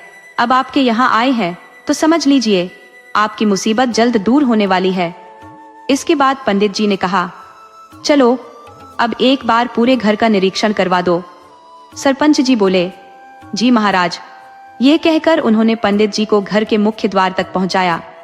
लेकिन जैसे ही पंडित जी ने घर के मुख्य चौखट पर पांव रखा, उन्हें एक जोर का झटका लगा। ये अनुभव होते ही पंडित जी का पूरा शरीर कांप उठा और वे हर हर महादेव का जाप करने लगे। सरपंच जी ने हैरानी से पूछा, महाराज, क्या हुआ? अंदर आइए। पंडित जी ने दरवाजे पर ठिठक कर कहा, इस घर की आत्मा हमें भीतर आने से रोक रही है। बच्चा, वो कोई साधारण आत्मा नहीं है, बहुत ही ताकतवर और हट्ठी आत्मा है। इतना कहते ही पंडित जी ने अपनी आंखें बंद की और मन ही मन कुछ मंत्र बुदबुदाने लगे। मंत्र के प्रभाव से उन्होंने उस चौखट को बिना किसी रुकावट के आसानी से पार कर लिया। पूरे घर का निरीक्षण करने के बाद पंडित जी ने कहा, यहाँ कई बुरी शक्तियों ने अपना डेरा जमाया हुआ है। उन्हें यहाँ से निकालना इतना आसान नहीं होगा। सरपंच जी ने चिंतित होकर पूछा, महाराज, इसका मतलब इस घर में उनकी आत्माओं का जुड़ाव बहुत पुराना है? पंडित जी ने गंभीर स्वर में कहा, हाँ बच्चा, जिस जगह से किसी आत्मा का जुड़ाव हो जाता है उस जगह को छोड़ना आसान नहीं होता। फिर पंडित जी ने कहा, चाहे वो चाय हो, जागता हुआ इंसान हो, मरा हुआ व्यक्ति हो, आत्मा हो या कोई और शक्ति, मैं अपनी ओर से पूरा प्रयास करूंगा। भगवान भोलेनाथ अगर चाहेंगे तो ये बुरी आत्माएं और शक्तियां यहाँ से जल्द ही निकल जाएंगी। सब महाकाल भली करेंगे, लेकिन इसके लिए मुझे एक विशेष पूजा करनी होगी। सरपंच जी ने कहा, जी ठीक है। पंडित जी ने समझाया, ये पूजा आधी रात 12 बजे से शुरू होगी और करीब 4 घंटे चलेगी। इसके बाद मैं उन बुरी शक्तियों का आह्वान करूंगा। ये पूजा हमें आज रात ही करनी होगी, क्योंकि आज भोलेनाथ का दिन है। अगर ये पूजा उनके दिन और समय पर की जाती है तो महाकाल प्रसन्न हो जाते हैं और इस कार्य को हर हाल में सफल बनाते हैं। हर हर शंभु, जय महाकाल। पंडित जी ने समय पर इशारा करते हुए कहा, अभी 10 बजे है, ठीक 12 बजे से पूजा शुरू होगी। तब तक उस पूजा के लिए कुछ विशेष सामग्रियों का इंतजाम कर ले। एक बात और, इस पूजा में परिवार के हर सदस्य की उपस्थिति जरूरी है, इसलिए ध्यान रहे कि आज रात कोई न सोए। रात 12 बजते ही पंडित जी ने पूजा शुरू कर दी। जैसा कि उन्होंने कहा था, परिवार के सभी सदस्य उस पूजा में मौजूद रहे। पूजा करीब 4 घंटे चली, जिसमें पंडित जी ने मंत्रों का जप किया। ये जप उपांशु जप कहलाता है, जिसमें आवाज तो नहीं आती, लेकिन मंत्रों की ध्वनि सुनी जा सकती है। इस पूजा के दौरान घर के प्रत्येक सदस्य को हवन कुंड में बारी बारी से हवन सामग्री डालनी थी। पूजा समाप्त होते ही बुरी शक्तियों के आह्वान का समय आया। आह्वान शुरू करने से पहले पंडित जी ने पूरे घर वालों को समझा दिया था कि चाहे कुछ भी हो जाए, डरना नहीं है और न ही अपने स्थान से हटना है। फिर उन्होंने आह्वान की प्रक्रिया शुरू की, जिसमें साबर मंत्रों का सहारा लिया। साबर मंत्र जल्दी सिद्ध होते हैं और इस वाचिक जप में उच्च स्वर में मंत्रों का उच्चारण किया जाता है। पंडित जी मंत्रों का उच्चारण कर रहे थे कि करीब 15 मिनट के बाद अचानक जोर की हवा चलने लगी। हवा इतनी तेज थी कि आंगन में रखा सारा सामान उड़ने लगा और घर में धमक की आवाजें आने लगी। पूरा घर इस प्रकार से हिलने लगा मानो जैसे भूकंप आ गया हो। लेकिन पंडित जी ने सबको पहले ही तैयार कर दिया था, इसलिए कोई न डरा और न ही अपनी जगह से हिला। उस बुरी शक्ति ने हवा के माध्यम से शिवजी के दीपक को बुझाने की कोशिश की, लेकिन सफल नहीं हो पाई। पंडित जी ने इसका इंतजाम पहले से ही कर रखा था। उन्होंने उस पूरे स्थान को सुरक्षा घेरे में बांध दिया था, ताकि बुरी शक्ति कितनी भी कोशिश कर ले, कोई अनिष्ट न कर पाए। पंडित जी का ध्यान बिना भटके मंत्र उच्चारण पर लगा हुआ था। तभी वहां एक जलती हुई स्त्री की आकृति प्रकट हुई। मंत्रों के प्रभाव से वह धीरे धीरे अपने असली रूप में आने लगी। उसके असली रूप में आते ही उसका अट्टहास घर में गूंजने लगा, जिसे देखकर सभी घर वाले सहम उठे और डर के मारे एक दूसरे का हाथ थाम लिया। लेकिन पंडित जी बिना रुके मंत्रों का जाप जारी रखते हैं। उस बुरी शक्ति ने पंडित जी को चेतावनी देते हुए कहा, पंडित, इस मंत्र को बोलना बंद कर, वरना तेरा भी वही हाल होगा जो उस तांत्रिक का हुआ था। पंडित जी ने शांत स्वर में कहा, तुझे लगता है कि तू मुझे रोक सकती है? यह तेरी भूल है। बुरी शक्ति जोर से हंसने लगी और कहने लगी, तू मुझे बुला तो लिया पंडित, पर मुझे वश में करना इतना आसान नहीं। तू मुझे अपने बस में नहीं कर सकता। पंडित जी मंत्र उच्चारण करते करते चांदी के पात्र में रखे जल को अंजलि में लेकर उस पर छिड़क देते हैं। जल की पवित्रता देखकर वह स्त्री तड़पने लगती है और कहती है, तू ऐसा नहीं कर सकता, आखिर तुझे क्या चाहिए? पंडित जी ने उसे शांत करते हुए कहा, देख, मेरी तुझसे कोई दुश्मनी नहीं है। मैं सिर्फ इतना चाहता हूँ कि तू अपने साथियों के साथ इस घर को छोड़कर चली जाए। उसने क्रोध में फुफकारते हुए कहा, मैं नहीं जा सकती। पंडित जी ने कहा, अगर तू मेरी बात मान लेगी तो मैं तेरी आत्मा को हमेशा के लिए मुक्त कर दूंगा, तुझे मोक्ष दिला दूंगा। तब वह जोर से चिल्लाते हुए कहने लगी, नहीं चाहिए मुझे कोई मोक्ष या मुक्ति, मुझे सिर्फ और सिर्फ बदला चाहिए। पंडित, क्या तू मेरा बदला दिला सकता है? बोल, क्या तू मेरी मदद करेगा? पंडित जी ने शांत स्वर में पूछा, किससे बदला लेना चाहती हो तुम, और किस बात का बदला लेना चाहती हो? वह बोली, सरपंच तेजा सिंह से पूछो। क्यों रे तेजा सिंह, क्यों नहीं बताता कि हमें क्या चाहिए? बोलना, अगर तू नहीं बोलेगा तो हम तुझे मौत के घाट उतार देंगे। चल, तैयार हो जा मरने के लिए, आज हम तुझे अपने साथ ही लेकर जाएंगे। ये कहते ही वह तेजा सिंह पर झपट पड़ी और उसका गला पूरी ताकत से दबाने लगी। उसे इस तरह अनियंत्रित होते देख पंडित जी ने एक बार फिर से पवित्र जल मंत्र पढ़ते हुए उस पर छिड़क दिया। जल पड़ते ही वह तेजा सिंह का गला छोड़कर पीछे हट गई और जलन से कराहने लगी। वह कहने लगी, पंडित, हमें छोड़ दो, हमने तुम्हारा क्या बिगाड़ा है जो तुम हमें इस तरह परेशान कर रहे हो?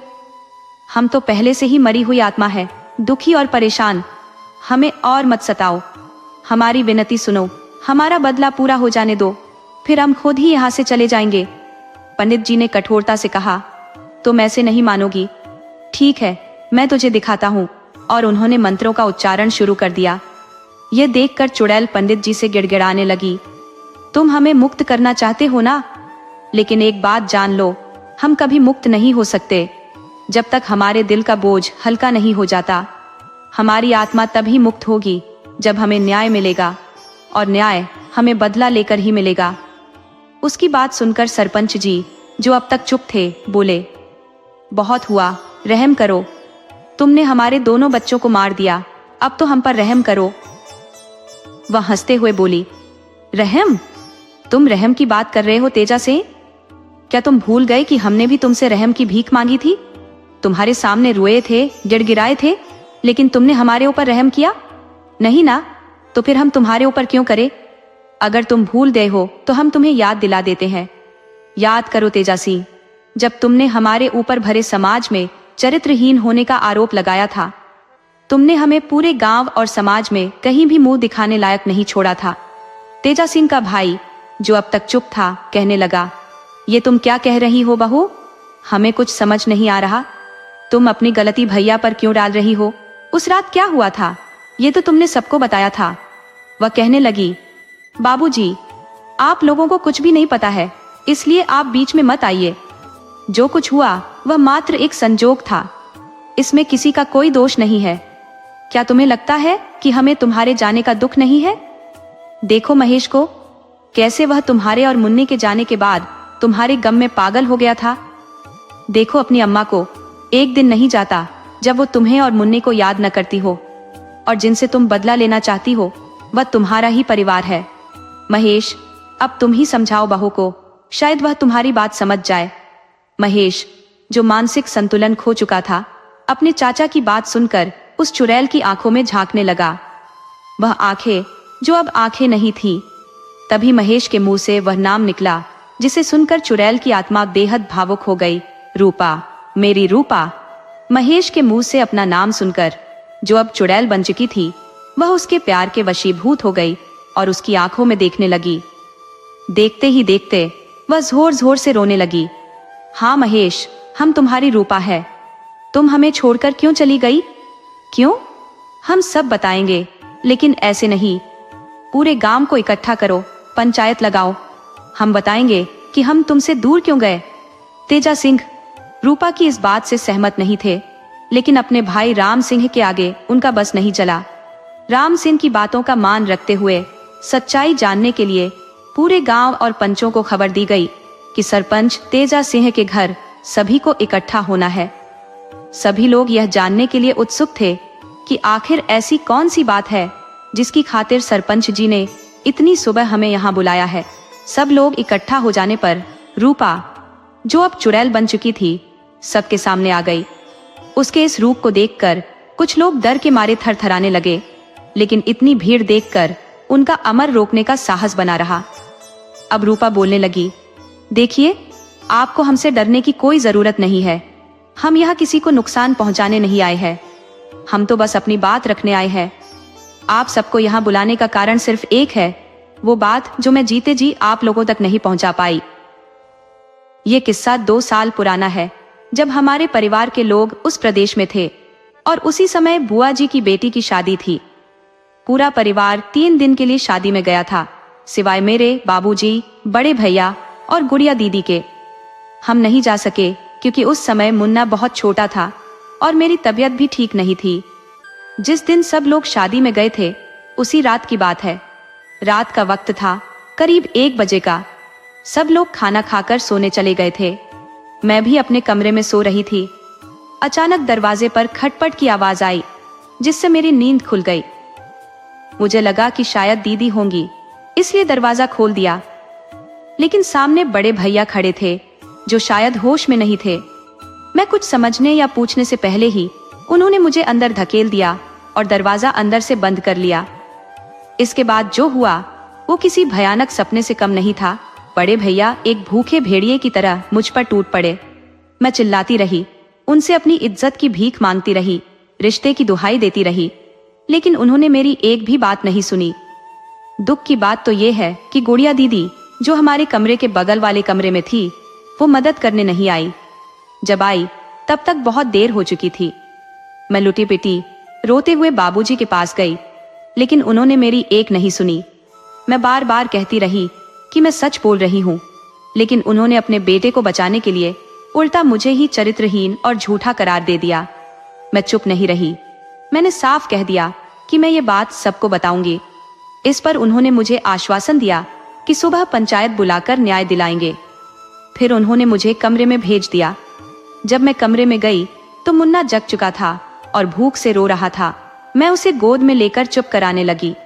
तभी तीनों हमारे कमरे में घुस आए। गुड़िया दीदी के हाथ में मिट्टी के तेल का डिब्बा था। जब तक मैं कुछ समझ पाती, बड़का भैया ने मेरे हाथ पकड़ लिए और बड़े भैया ने मेरे पैर। गुड़िया दीदी ने मुझ पर पूरा तेल उड़ेल दिया। फिर ये तीनों बाहर निकल गए और दरवाजे पर कुंडी लगा दी। जाते जाते उन्होंने जलती हुई माचिस की तीली कमरे में फेंक दी। मैं चीखती चिल्लाती रही, कोई तो मुझे बचा लो, अगर मुझे नहीं तो मेरे मुन्ना को तो बचा लो। लेकिन किसी ने कुछ नहीं किया। मिट्टी के तेल की वजह से आग तेजी से पूरे कमरे में फैल गई। मैं दर्द से तड़प रही थी, दरवाजा पीट रही थी, लेकिन ये पत्थर दिल लोग मेरी आवाज पर कोई ध्यान नहीं दे रहे थे। मुन्ना जो कि रो रहा था, वह आकर मुझसे लिपट गया। मैं चाहकर भी उसे नहीं बचा पाई और फिर देखते ही देखते कुछ ही पलों में मैं और मेरा मुन्ना आग की लपटों में झलकर राख हो गए। इन लोगों ने अपने बेटे के घिनाने कर्मों को छिपाने के चक्कर में ये सब किया। इन्हें यह भी याद नहीं रहा कि उस बंद कमरे में हमारे साथ मुन्ना भी था, जो हमारी तरह तड़प तड़प कर मर गया। ये कहते हुए उसकी आंखों से आंसुओं की धारा बह निकली। उसकी बात सुनकर वहां मौजूद कोई भी ऐसा नहीं था जिसकी आंखों से आंसू न छलक रहे हों। इतने पर भी इनका दिल नहीं पसीजा। इन लोगों ने पूरा गांव, परिवार और समाज के सामने मुझे चोर साबित कर दिया। अपनी बुराई को छिपाने के लिए इन लोगों ने पूरे गांव में यह बात फैलाई कि मैंने तेजा सिंह के कमरे से उनकी अम्मा की चुराई हुई चीजें बरामद होते हुए पकड़ा गया था। इसके बाद शर्मिंदगी से बचने के लिए मैंने मुन्ना के साथ खुद पर मिट्टी का तेल डालकर अपनी जान ले ली। लेकिन सच ये है कि मैंने खुद को और मुन्ना को जला लिया। बोलो तेजा सिंह, सरपंच जी, क्या मैं झूठ बोल रही हूँ? क्या आप सच में मानते हैं कि मैंने अपने ऊपर मिट्टी का तेल डालकर आत्महत्या कर ली थी? सरपंच जी, आप मानते हो कि मैंने खुद को जला लिया, लेकिन आप समझते हो कि मेरे मरने के साथ ही आपका यह राज्य भी खत्म हो जाएगा। लेकिन आप भूल गए कि ऊपर वाले की लाठी में आवाज नहीं होती, लेकिन जब वो चलती है तो आदमी कहीं का नहीं रहता। ये सुनकर पूरे गांव में सन्नाटा छा गया। हर कोई हैरान था और किसी के भी पास कुछ कहने के लिए शब्द नहीं थे। वहां मौजूद सबके चेहरे शर्म से झुक गए थे। गांव के लोगों को अब यकीन हो गया था कि महेश की बीवी ने जो कुछ कहा वह सच है। अब आप ही बताइए, क्या मैंने कोई गलती की है? अगर हाँ तो पंडित जी मुझे अभी यहाँ भस्म कर दे। लेकिन अगर मैंने कुछ गलत नहीं किया तो मुझे आप लोगों से न्याय चाहिए। क्या आप मेरी मदद करेंगे या उन पाखंडियों की जो खुद को सरपंच बना बैठे हैं और आप लोगों को सच्चा बताने का ढोंग कर रहे हैं? क्या आप मेरी मदद करेंगे या मुझे इनके खिलाफ इंसाफ दिलवाएंगे? इस पर बाबूजी बोले, बेटी, हम तुम्हारा साथ देंगे। अब तक हमें इस बात की भनक भी नहीं थी। हम तो तुम्हारे सामने नजर भी नहीं मिला पा रहे हैं। हमें माफ कर दो बहू, हम सब तुम्हारे गुनहगार हैं। लेकिन अब हमें सिर्फ तेजा सिंह से बदला चाहिए। तेजा सिंह, जो अभी तक चुप था, उसके होश उड़ गए। पूरा गांव एकजुट होकर एक स्वर में रूपा का साथ देने को तैयार हो गया। रूपा, तुम इस पापी से अपनी मौत का बदला ले लो, हम सब तुम्हारे साथ हैं। ये सुनकर तेजा सिंह के हाथ पांव कांपने लगे। वह तुरंत रूपा के पैरों में गिर गया और अपने की माफी मांगने लगा। देखो रूपा बेटी, तुम्हारे साथ जो कुछ भी हुआ वह नहीं होना चाहिए था, लेकिन मैं मजबूर था। अपने बेटे के मोह में मैं अंधा हो गया था। मैं तुम्हारा दर्द नहीं समझ पाया, तेजा सिंह ने कहा। रूपा ने गुस्से में कहा, तुम्हारे बेटे के मोह में तुम्हें यह भी नहीं दिखा कि मैं भी किसी की बेटी हूँ, किसी की माँ हूँ और किसी की पत्नी हूँ। तुम्हें यह भी याद नहीं रहा कि हम तुम्हारी बहू हैं, तुम्हारे परिवार का हिस्सा है। तुम्हें जरा भी शर्म नहीं आई? रूपा की बातें सुनकर पूरा गांव एकजुट हो गया और सरपंच से कहा, रूपा को इंसाफ मिलेगा, अब तेजा सिंह का कोई बचाव नहीं होगा। इतना सुनते ही तेजा सिंह घबरा गया और रूपा के पैरों में गिर पड़ा। लेकिन अब बहुत देर हो चुकी थी। गांव के लोग एक स्वर में बोले, रूपा, तुम इसे सजा दिलवाओ, हम सब तुम्हारे साथ हैं। रूपा ने जब तेजा सिंह के मुंह से माफी की बातें सुनी तो वह आक्रोश से बोली, तुम्हारे जैसे पापियों को अब यहाँ रहने का हक नहीं है। तुमने हमारी दुनिया उजाड़ दी, अब तुम्हें इसका अंजाम भुगतना होगा। और फिर अचानक से तेजा सिंह एक जलते हुए आग के गोले में तब्दील हो गया। उसकी चीखें पूरे वातावरण में गूंज उठी और देखते ही देखते उसका शरीर राख में बदल गया। बचा तो बस उसकी अस्थियों का ढेर, जो रूपा के हाथों इंसाफ मिलने का प्रतीक था। उसके बाद पंडित जी ने रूपा की आत्मा को मोक्ष दिलाने की तैयारी की। पूरा गांव, जो अब तक रूपा की दर्दनाक कहानी से हिला हुआ था, उसकी आत्मा को शांति मिलने की दुआ करने लगा। रूपा के साथ साथ उन सभी आत्माओं को भी शांति मिली जो उसके साथ अन्याय का शिकार हुई थी। अंत में रूपा का दिव्य प्रकाश जुगनू की तरह हवा में उड़ते हुए शून्य में विलीन हो गया।